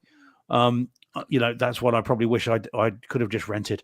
But I'm always someone who just prefers to just buy it. Then I've got it, and if it's rubbish and it's only happened once, and I've got between nearly 700 4K discs now, and only one of those 700 was not allowed to go in my collection, Midway, in case you're wondering. And whereas all the others is fine. So I think based on what you said about it and everybody else, and again the chat's really clear about it, is that it's a good film and it's worth seeing. So yeah, I'll pick it up when it comes out. Really, what I think I was wondering is whether it's worth importing it, but I think I'll wait.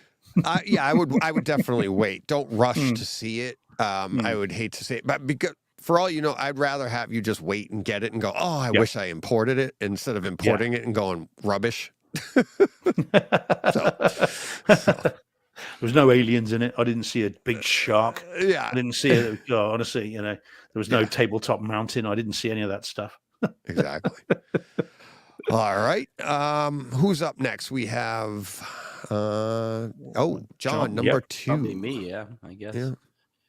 Yeah, so, well, I guess after watching The Godfather 2, we got into a conversation after the movie, and somehow Heat came up, and my wife had never seen this. So having just bought the disc on 4K for $8 about 2 weeks ago on Amazon, I said, oh, well, I can remedy that. Let's go put that on. Now, I've read a lot of negativity about this movie in regards to the transfer of it, and I'm sure you both have it and have both seen it. Now, I didn't put in the Blu-ray to compare the picture quality of both, but like I don't find this any darker than, say, Batman or any episode of House of the Dragon or Game of Thrones. Like I didn't have any trouble watching this movie. I thought it looked acceptable. Like I don't know what you guys' thoughts on this might be, or maybe you're more familiar with the Blu-ray transfer than I am, but like I've read nothing but bad when it comes to this movie, but I just didn't find it to be that bothersome for me. So yeah. But so go ahead. No, I was going to say, yeah, when this came out, I really like the transfer of this, but it's like, I think it came out right around the time Ambulance had come out, and we talked about that. Todd and I definitely talked about it when we reviewed Ambulance, and this movie isn't as dynamic. The entire movie, right? The writing isn't as, but I don't think, right. I don't think it ever was to begin with. Right. And but I think nowadays when people get a 4K something, or, 4K with surround sound and this, you want that, dynamic image. You want, like, the Batman isn't as dynamic as, say, Thor Love and Thunder. Right. The image, it's a different type of image. And that's what Heat is like. It's a little bit more subdued. This movie's about the dialogue. It's about it's about the acting. There's so much more to it. And I think the 4K gives you that. I think the image that they're putting in this, it gives you that focus on the story, the acting, everything that's going on. And even the shootout in the street, right? When you compare it to Ambulance, you're like, it feels muted. But but by the time you get there, that shootout is a huge deal. Right. And this is not Dolby Atmos. It's 5.1, obviously up mixed to Neural X for you and I, well, for all of us. But yeah, I found it I thoroughly enjoyed it. The movie itself is fantastic. I obviously haven't seen it in over 25 years because that's how long my wife and I have been together. So I probably saw this shortly after it came out on DVD, and that was it. But really, really enjoyed it, and I thought it looked. Again, it's not a reference. You don't have the Laserdisc? I might have. Well, I might have had it. I don't have any of my Laserdiscs now, but except for Star Wars. But that's probably the last time I've seen this because obviously we have never watched it together, and we've been together 25 years. So but anyways, thoroughly enjoyed the experience. I thought it looked fine. I don't see what all the hate is about. I am tempted to throw in the Blu-ray at some point this week just to compare. But I thought it looked great. I thought it sounded fine. It's again not any disc that I would call reference for picture or sound, but I think it's definitely a movie you should own, and I really enjoyed it. I thought it was great, and my wife really enjoyed it. So yeah. We talked about it as well, Deej. We talked about it on one of our Across the Pond segments, those 10-minute ones. And the sort of 10 minutes times 120. Right. I agree. I think it is darker. I likened it as I was watching. It was like watching a film with sunglasses on. Right. That's kind of how so it has been color timed differently. It is darker, but Michael Mann seems to have wanted to make it look murky. We talked about whether the color had been drained deliberately. It's this idea, it's not black and white, it's shades of gray. Everything's is deliberately drained. It's not this ultra glitzy Los Angeles. It's not, that's not how it's going to be. And it seems that preserves his intent. It seems to be this more washed out, darker kind of look to it is what Michael Mann wanted, and he's always been quite an experimental visually filmmaker. I mean, you look at Miami Vice and you look at Collateral, and the early HD video stuff that he was shooting on. So it does. It's like you say, it's not reference, but it's perfectly serviceable and it's good. And I don't think you can criticize the movie for that. That's the first thing. The second thing I would say, just because this film, of course, and don't want to bring the mood down, fellas, but this film has Tom Sizemore in it, and of course, Tom may not be with us much longer. Right. So I'm sure we're all thinking about that, and obviously sending our best to his family and friends, because it's it's a shame what's happened. Right. Yep. All right. Who is Steve? You're up. Yeah, next one. Yeah. Okay. So my next one then is I'll let you do the thing. Yeah. So the next one then is Soul. There it is. Yeah, absolutely. The Pixar animated movie, which I watched on 4K disc and in Atmos. A bit of a random choice, this one. Just kind of came off the shelf and there it was.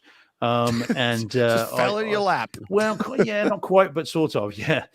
Someone that wanted to see it sort of mentioned it a little while back, and I thought, oh, okay. So we watched it together. Yeah. I saw it when it came out on Disney Plus back in 2021, I think it was, and watched it then. And I remember thinking it was okay, it was fine, but I didn't see it in the cinema room. Again, I watched it one Saturday afternoon in the front room.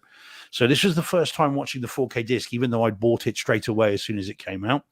And so first time seeing it in proper 4K HDR and in Atmos.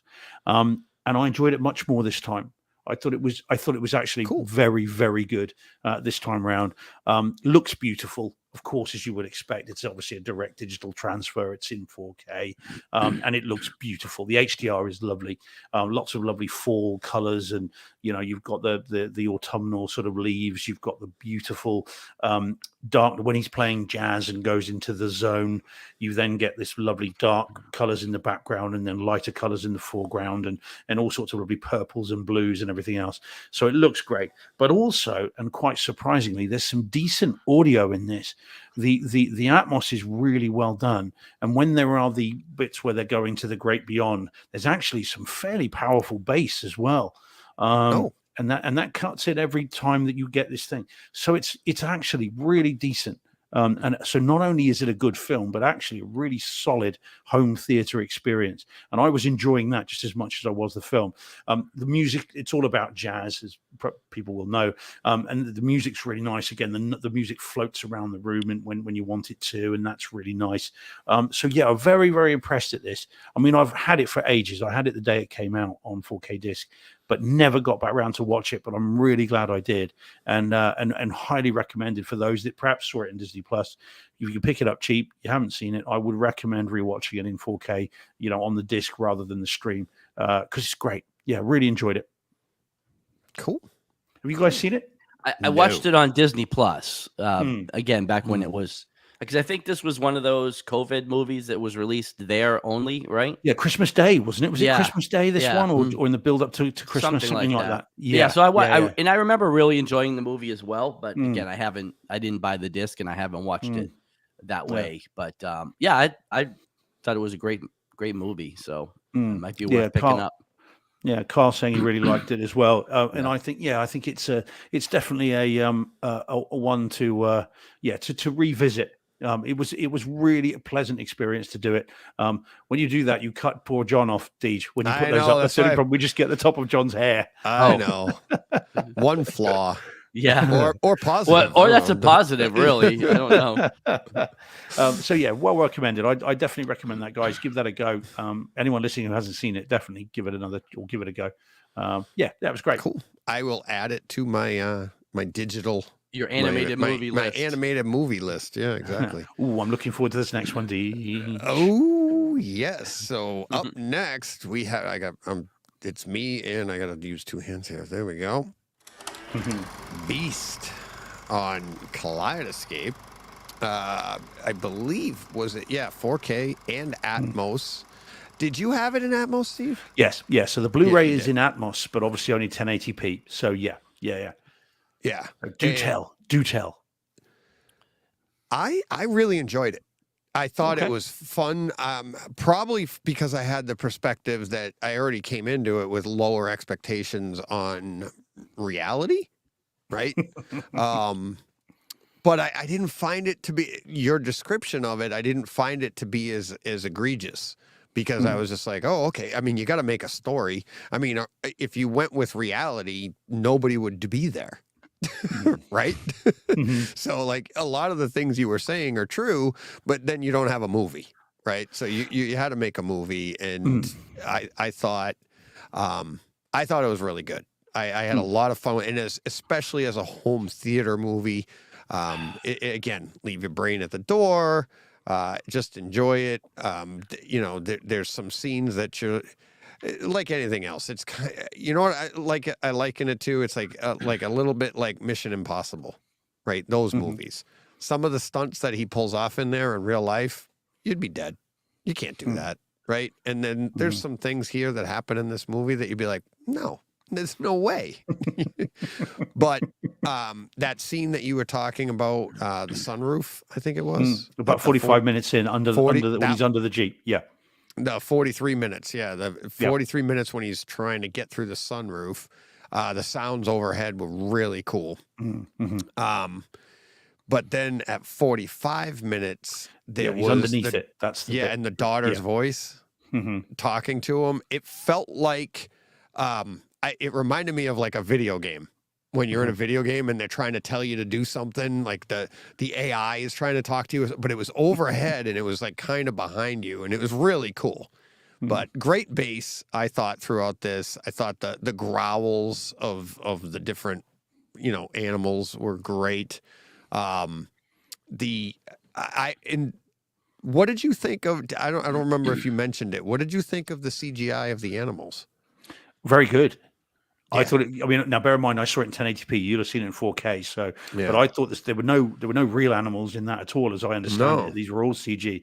And yeah, I thought there were a couple of shots that are a little bit uncanny valley, but not many. I think overall, for bearing in mind the budget of the movie, I think the CGI was actually very, very decent. So yeah, no, I thought it was good. I wondered if they'd use some of the files from the Lion King, the live action Lion King. Probably. Because it looks photo real. Yeah, it does. Yeah. And what did you think of when he was under the Jeep and you got the lion circling and then on top and trying to sort of, you could feel the Jeep crushing over the top. Yeah. Yeah. And you, great. like you said, like on either side of you, it's like you felt like you could, I mean, it really did take advantage of the whole room. There was a lot of location stuff too, especially, not the jungle, but animals in the distance. There was a lot of atmospheric stuff going on. I thought that the early on scene when you first see the lions and there's an interaction there, paying attention to their feet, the lions, right? And they're moving in sand.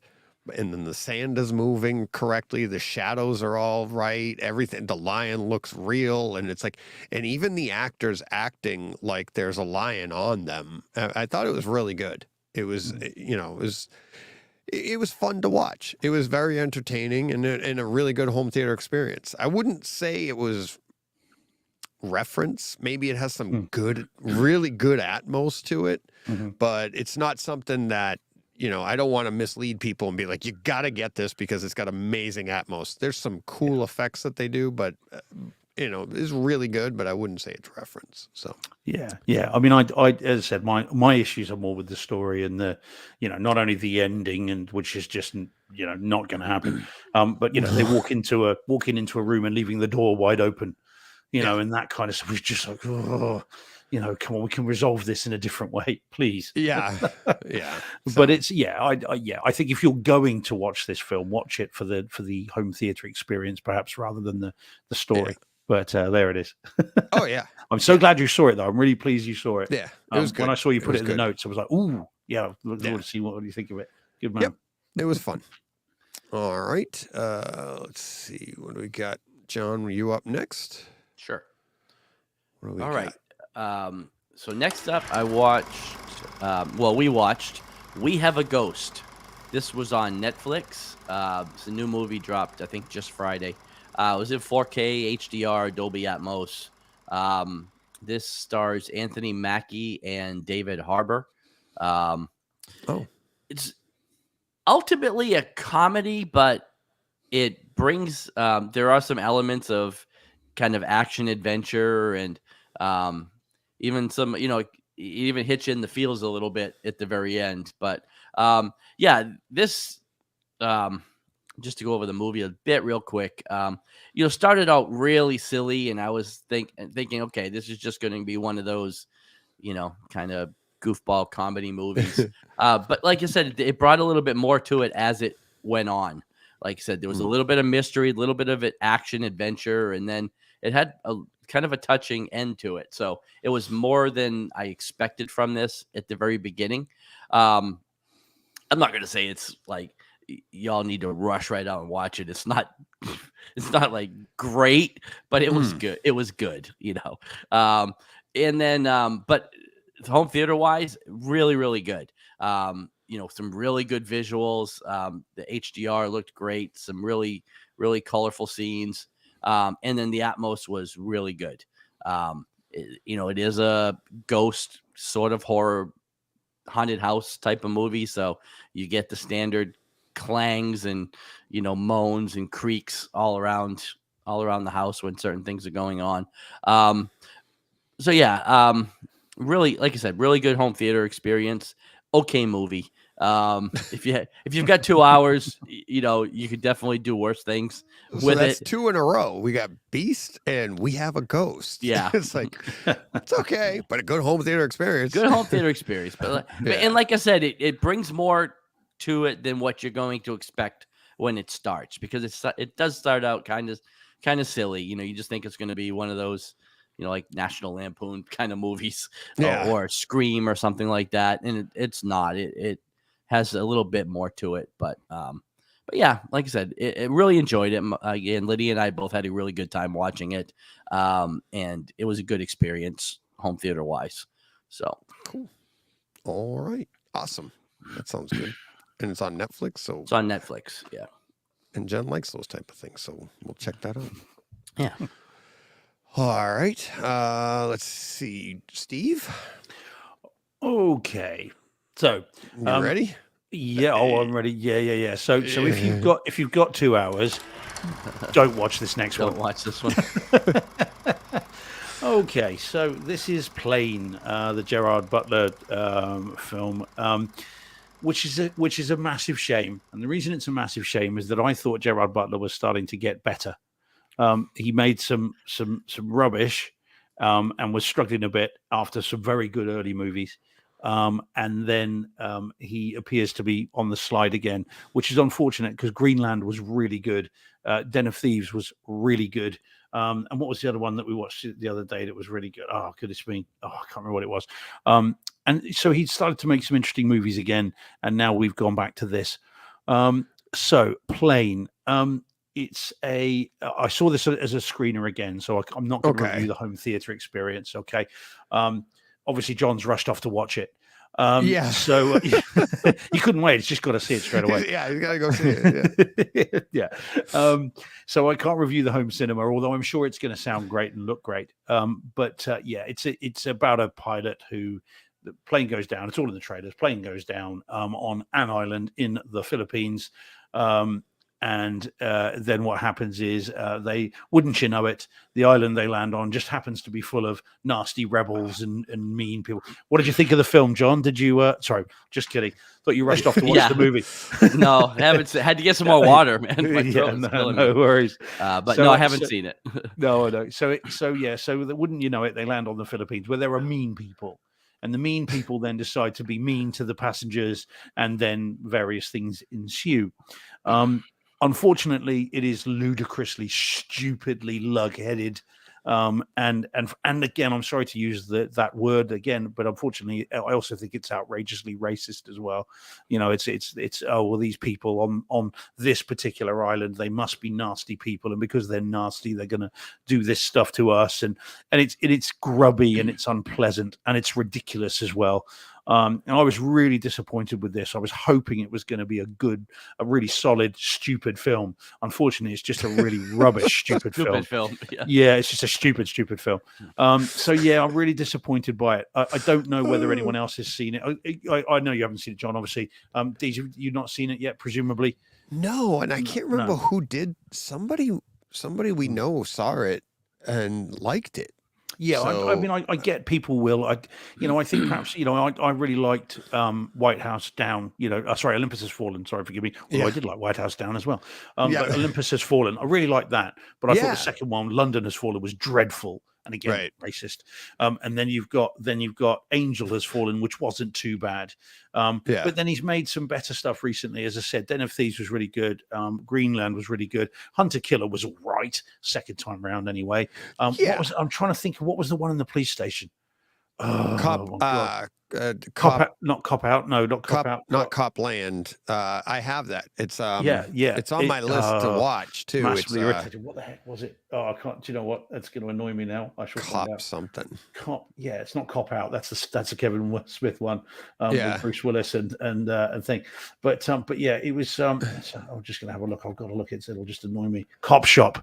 There it is. Cop Shop. Right. Yeah. I just pulled it up on my Kaleidoscope. There it is. But Quick Draw. Yep. But that was really good as well. A really good return to form, and then suddenly he's just picked a bit of a dud.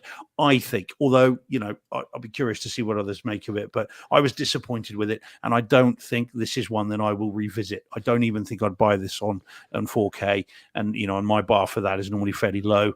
I think once is enough with this one. I think this is one and done for me. But other people might enjoy it. Okay. Yeah, I'm going to wait and hear a few. I think it's 1 and 1 now that I've heard, because I waited on this.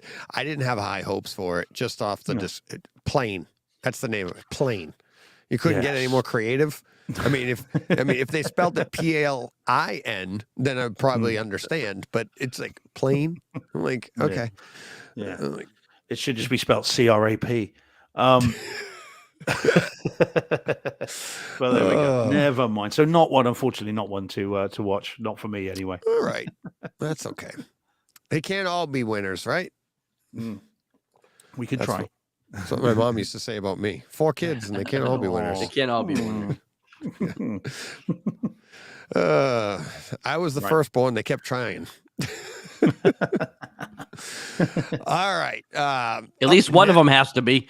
Exactly. All right. Up next, we have our weekly. I'm going to touch on Carnival Row. I really like this. I have as much fun with the story as I do with the image and the sound in this show. John, did you see this week's? I did. What is it? 3 and 4, right? 3 and 4. Yep. Really good. Yeah. Another way you said we have, the people, the flying going on, but I can't say enough about the 4K and how good, how smooth it looks, how the gradations, the different light coming through, and the different atmospheres and the different rooms and different places that you go in the city, whether you're on the Row or it's so well shot. And I don't know if I'm giving it more credit than it really deserves, only just because it's on Amazon and we don't expect that from Amazon. Just like, if this was Apple TV, I'd still love the show, but this is like Apple TV quality. It's that good. And I think if you haven't, like we said last week, if you haven't seen the first season, definitely catch up. It's really good. I'm really, really enjoying it. And I like it when it drops. I just can't wait to take in the imagery and the sounds and everything. So yeah, this actually dropped late Thursday as opposed to Friday, at least on Prime. And yeah, Lydia, we watched it Thursday night because I was looking forward to it. Yeah, it's really good. So I can't say enough about it, and I'll talk about it again next week. If a big scene, I mean, there's tons of scenes, but if something really jumps out at me, I'll have it in the notes. I was gonna bring, like, I didn't add this or Last of Us because I know we've all watched it, but I didn't have anything else to add, from what I've already said. So I just didn't put them on my list. Yeah, I just like to, especially something like this. It's like somebody that didn't listen last week, and I think this show deserves it. So that's why I'll bring it up, and we'll talk quickly. So, all right, that'll do that. You're up next. Nope, John, you're done. I'm done. Yeah, Steve's got one more. So we're up to Steve's with this one here. Now, so this one, then I've had to. I have a confession to make, chaps. Last night I had a choice to make. The choice was either The Last of Us, this new episode, or Training Day, and the clue on the screen suggests what choice I made. So I haven't actually seen this week's Last of Us, although I've played the downloadable content that it's based on, and it's identical, so it's fine. So I feel like I've seen it, even though I haven't. Oh, is it? Yeah. It's so you know the story. Mission. Yeah. Oh, okay. Yeah. So okay. that's fine. But I haven't seen the episode yet. So this is training day. This is the thanks. VJM says great choice, Steve. See, I like that. I need the validation, chaps. That's what I need it. So this is the new 4K disc. It came out here yesterday. I bought it with the Rocky box set, which came out yesterday as well. But for me, despite the fact that I've got an absolute ton of stuff to watch, this had to be pushed immediately to the top of the pile. I love this film. I've always enjoyed this film, but I haven't seen it for quite a long time. And I knew this was coming, so I held off from watching the Blu-ray again. And the Blu-ray was one of the kind of early-ish releases on Blu-ray, and it was never brilliant. It was okay, but a little bit flat and pretty poor sound mix as well, from what I recall. All of that, I am very pleased to say, has been fixed in this release. So we now get, so now the movie is as fantastic as it has ever been. Denzel winning his Oscar, and rightly so, for an absolute powerhouse performance. He is fantastic in this. And the more you watch it, the more you see just how the little ticks, the little things that he's doing. This performance is fantastic. Written by David Ayer, of course, who then went on to Suicide Squad. No, but also good films like Fury and End of Watch and movies like that. And you can tell he wrote this. He's an LA born and raised and absolutely loves the city. And this is a love letter to some of the sort of more less salubrious areas of LA. Some of which, unfortunately, I'll tell you one day a story where I ended up going on a bus ride and then a train ride and ending up going through Compton and Watts and various places. So some of these things on here I've been through and stood out like a sore thumb, and surprised I made it. But there it is. Long story, when I was trying to get to Hollywood Boulevard and I just got on the wrong bus. Not speed. So anyway, I get off the topic somewhat. But the film's great. Fantastic film. Really, really good. And just as good as it's ever been. Now, it now looks, however, like it has been polished and heavily reworked. It is fantastic. The detail levels on this, and I held off from reviewing it properly on Twitter because I knew we were doing this tonight. The detail levels are awesome. There is grain in it, but it's perfectly managed. All the pores on the skin look perfect from the very first shot. They look beautiful. You've got so much detail. All the individual little spots of water on the car windows are all perfectly resolved. The little bits of hair on their faces, all that stuff looks fantastic.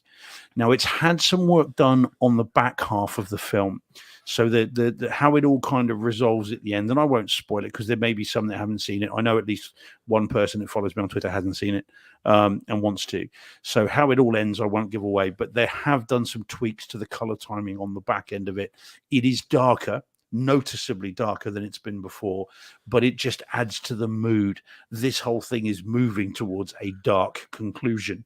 And so again, I think as long as your display is properly calibrated, then that will not cause any issues, and it still looks great.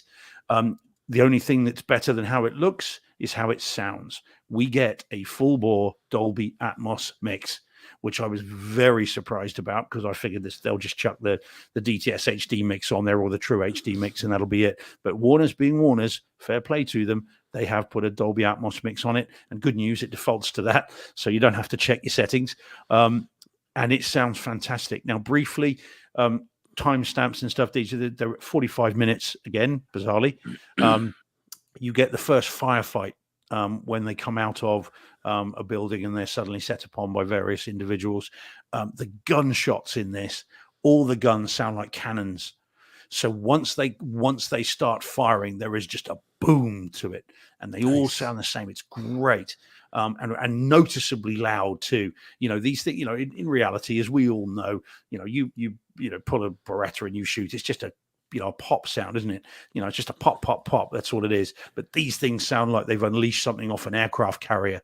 and it sounds incredible. It's not realistic, but it Not sounds like Halo. amazing. No, well, quite yeah, well indeed. Well, there are no Gatling guns in this, so I can Exactly. just about suspend disbelief. But the guns sound great. They're exactly as kind of over the top as you'd hope for. Right. So and whenever there are gunfights in this, and there are a few, they sound amazing and really beefy stuff. And they've clearly tweaked those in the mix. And then the music's really good. As someone who loves Snoop and Dre and all that sort of stuff, you get some really lovely wide front sound stage stuff from the music, which has never sounded better, and some great bass rumbles when that's going as well. So yeah, this is a fantastic disc of a really, really good film. And honestly, this is a must buy. Anyone that wants to see it needs to see it. Anyone that's seen it will know it's good. And if you've got a 4K set, this needs to be bought. It's fantastic. And I can't recommend this highly enough. So it's really, really good. Is it referenced? No, because obviously it's an older film, but it's Right. damn good and really, really should be bought as soon as possible. And it's relatively cheap as well over here. So I'm sure it will be over there as well. So it's not going to break the bank. They've not upped it to that higher price range. What is it? $30 over there. Here it's about £25. They normally, the higher ones are, but it's $19.99 here. So hopefully $20 if 20, 24, $25 over there, and well worth picking up. Yeah, it's great. Very, very cool. Let's see. And what presumably we you've got. both seen this. I'm just seen assuming the you movie. have. I haven't seen the No. 4K. Oh, okay. Have you? Is it Kaleidoscape's got to be surely? I have it. Yeah, I have it. Yeah, I yeah. talked about it. Oh yeah, and sorry, you did. Yeah, I'm sorry. And Yeah, I liked it. I've only seen scenes. I haven't experienced the whole. But what I've seen is exactly what you said. Like I wanted to experience the whole thing.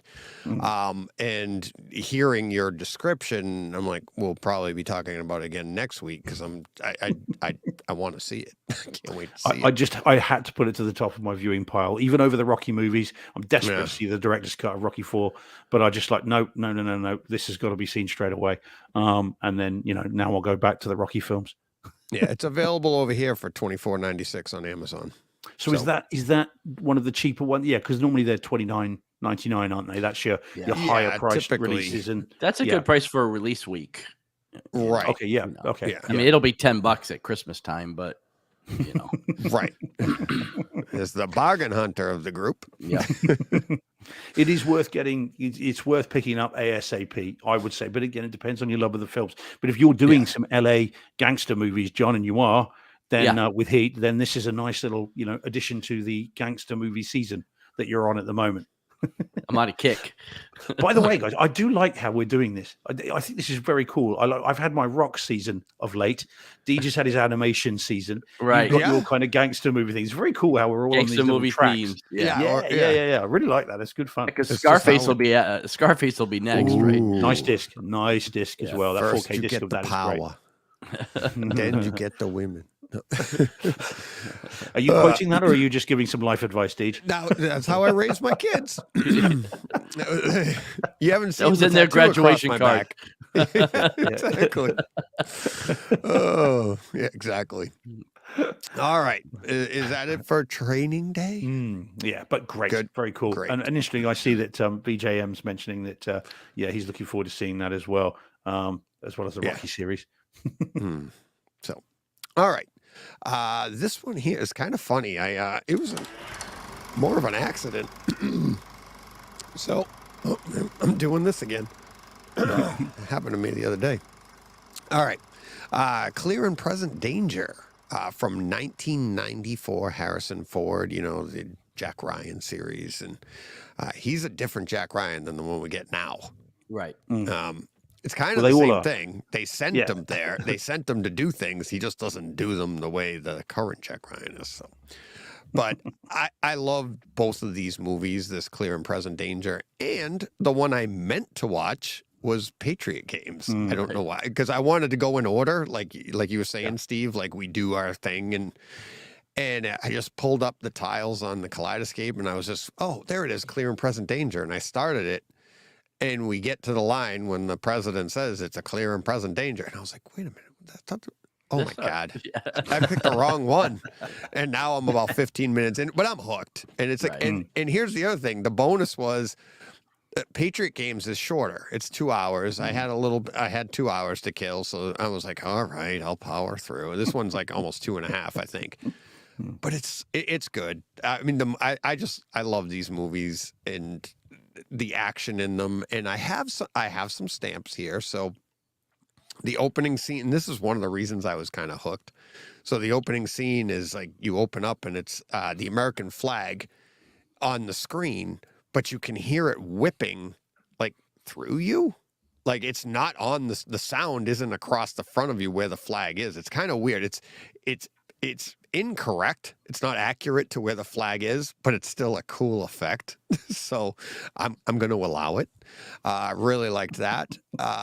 Then around 2 minutes, the Coast Guard cutter, there's a Coast Guard cutter coming through the water, and the way the splashes when the boat goes through the water, and so like if a big wave hits on the left side, you'll get the splash on that side. But it depends on there's all different angles the boat's coming through this entire scene, but pay attention to where those splashes are. It's really nice, and they'll go down the side of your room too. That's really cool. The picture in this, I was amazed by the picture until the end, and we'll talk about that when I get to the end. But the picture is really, really nice. Like I said, this is from 1994, but the 4K looks really, really good.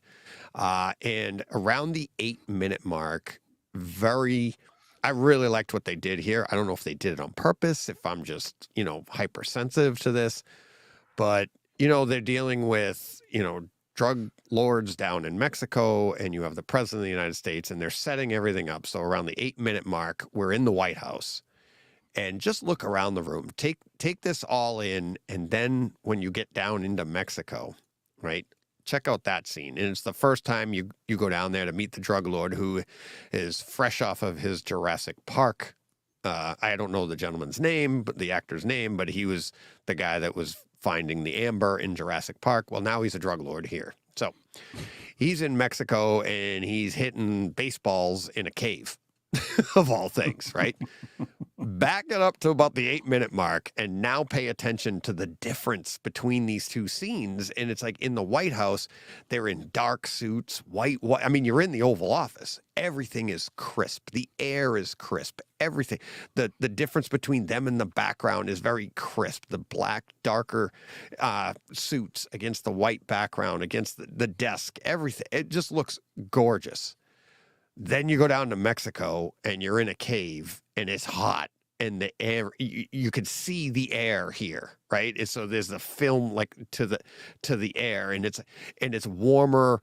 Like in the White House, the whites are all kind of a cooler setting, like, but then you go down to Mexico, and it's like he's wearing a purple kind of a purplish reddish shirt, but then you have like the cave walls are like that brown. It's all warmer and stuff. So it's like the difference between the two. Here's the two sides that are going to battle it out, and it's like they're opposite. Just the scenes, the hues to the scenes, I thought was really, really cool. And the way they use, I mean, the HDR, I think, just really pulls that out. So really enjoyed that.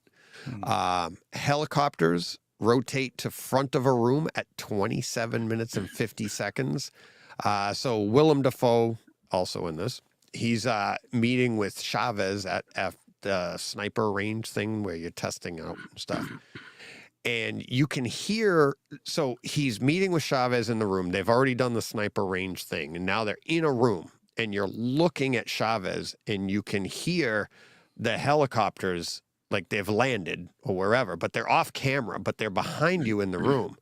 And then the camera pans around to look at Willem Dafoe, and now you're seeing the helicopters through the window behind Willem Dafoe, but that entire pan worked perfectly. The sound moved with it. So where it was in the back of the room, because it's behind you when you're looking at Chavez, it switches and it goes right around and comes back to the front of you, so front of your room. Really, really cool how they did that. Let's see. Oh, the helicopters go under you. I think it was helicopters. Yeah, helicopters go under you at 32 minutes. This is where we need those speakers below you. This is, and it happened like they go right, they're coming right at you. You're in the air looking at them, right? They come right at you and they go right under you, but the sound goes right over you. And it was like, I'm like, this is what we need. It's time for the underfoot speakers. That's what we need. We have overheads. We need underfoots. That's what we're going to call them. I've got the patent on that. I'm going to copyright it. The underfoot speakers. At 38 minutes, we have a Cyberdyne type explosion. If you know what that means, the explosion starts at the front of the room. You get the nice burst of ball of flame, and it goes all the way through your room. And then right after that, you get the debris landing behind you. I call that a Cyberdyne explosion because it happened in T2 when they blew up the window in the Cyberdyne and it all came across, and then you hear all the debris land behind you. So that was really, really nice. 49 minutes, we have an echo. Really cool. Big fan of echoes in movies. So that the guy from Jurassic Park, the drug lord, he's all upset. He's in the jungle and he starts yelling out something about like, "Who did this to me?" And then in the back of your room you hear, "Who did this to me?" It travels right back to the room. It really, really cool. The ambush at 58 minutes, 10 seconds, rocket launchers, gunfire, 90s scored. It kind of takes away, but it's entertaining out of context. We're not in the 90s anymore, but you're hearing this music go on and it's like weird, but it's kind of fun. The dialogue, the screaming wounded, I didn't hear a Wilhelm.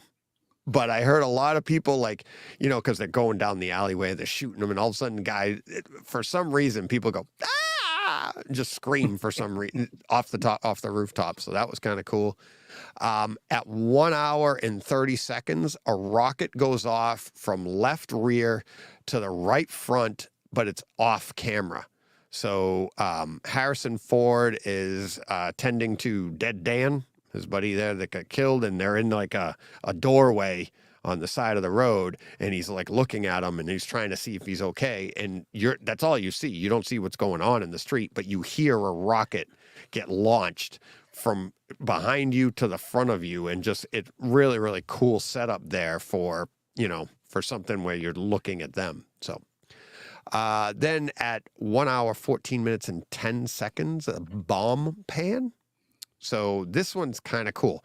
So if you remember the end of this movie, I know it's from 1994, spoilers, there's a bomb in it. They drop a bomb from a jet, and you're first seeing it, it looks like a missile, but it's the kind of just drops, right? It's coming at you.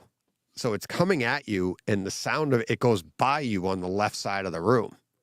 Okay.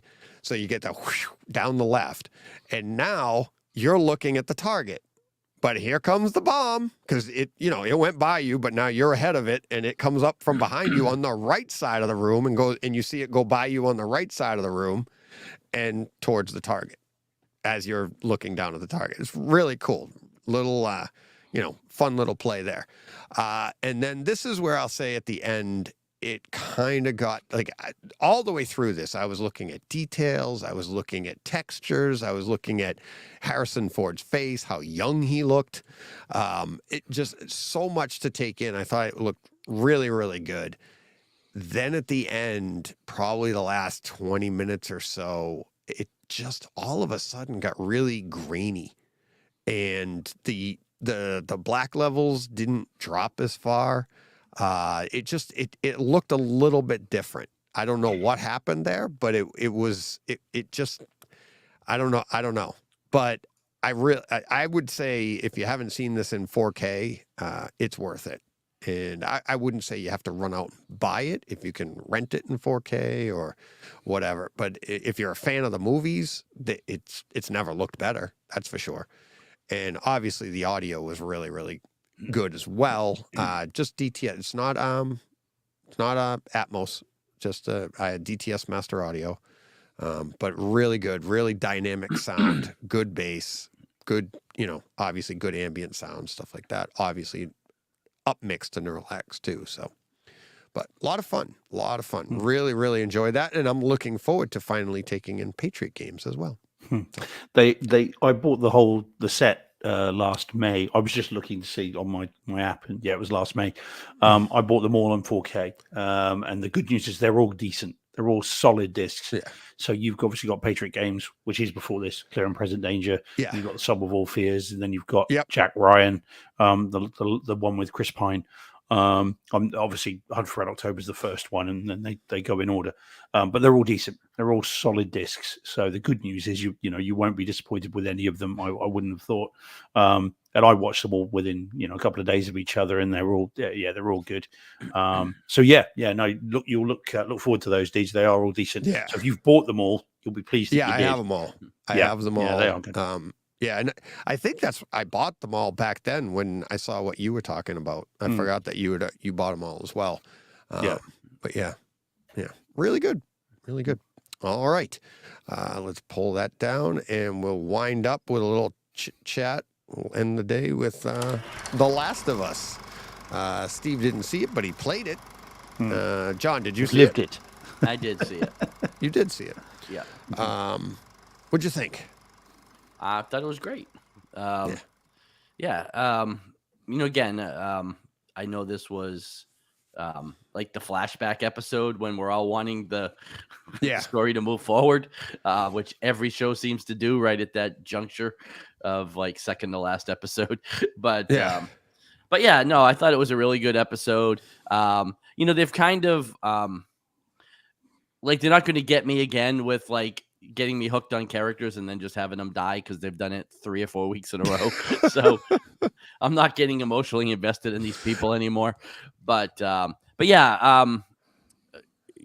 looked at your, what you have down there for notes, and there's some really great scenes in the mall where the HDR and the picture quality is fantastic. Yeah. The sound continues to be really, really good. I thought it was a great episode.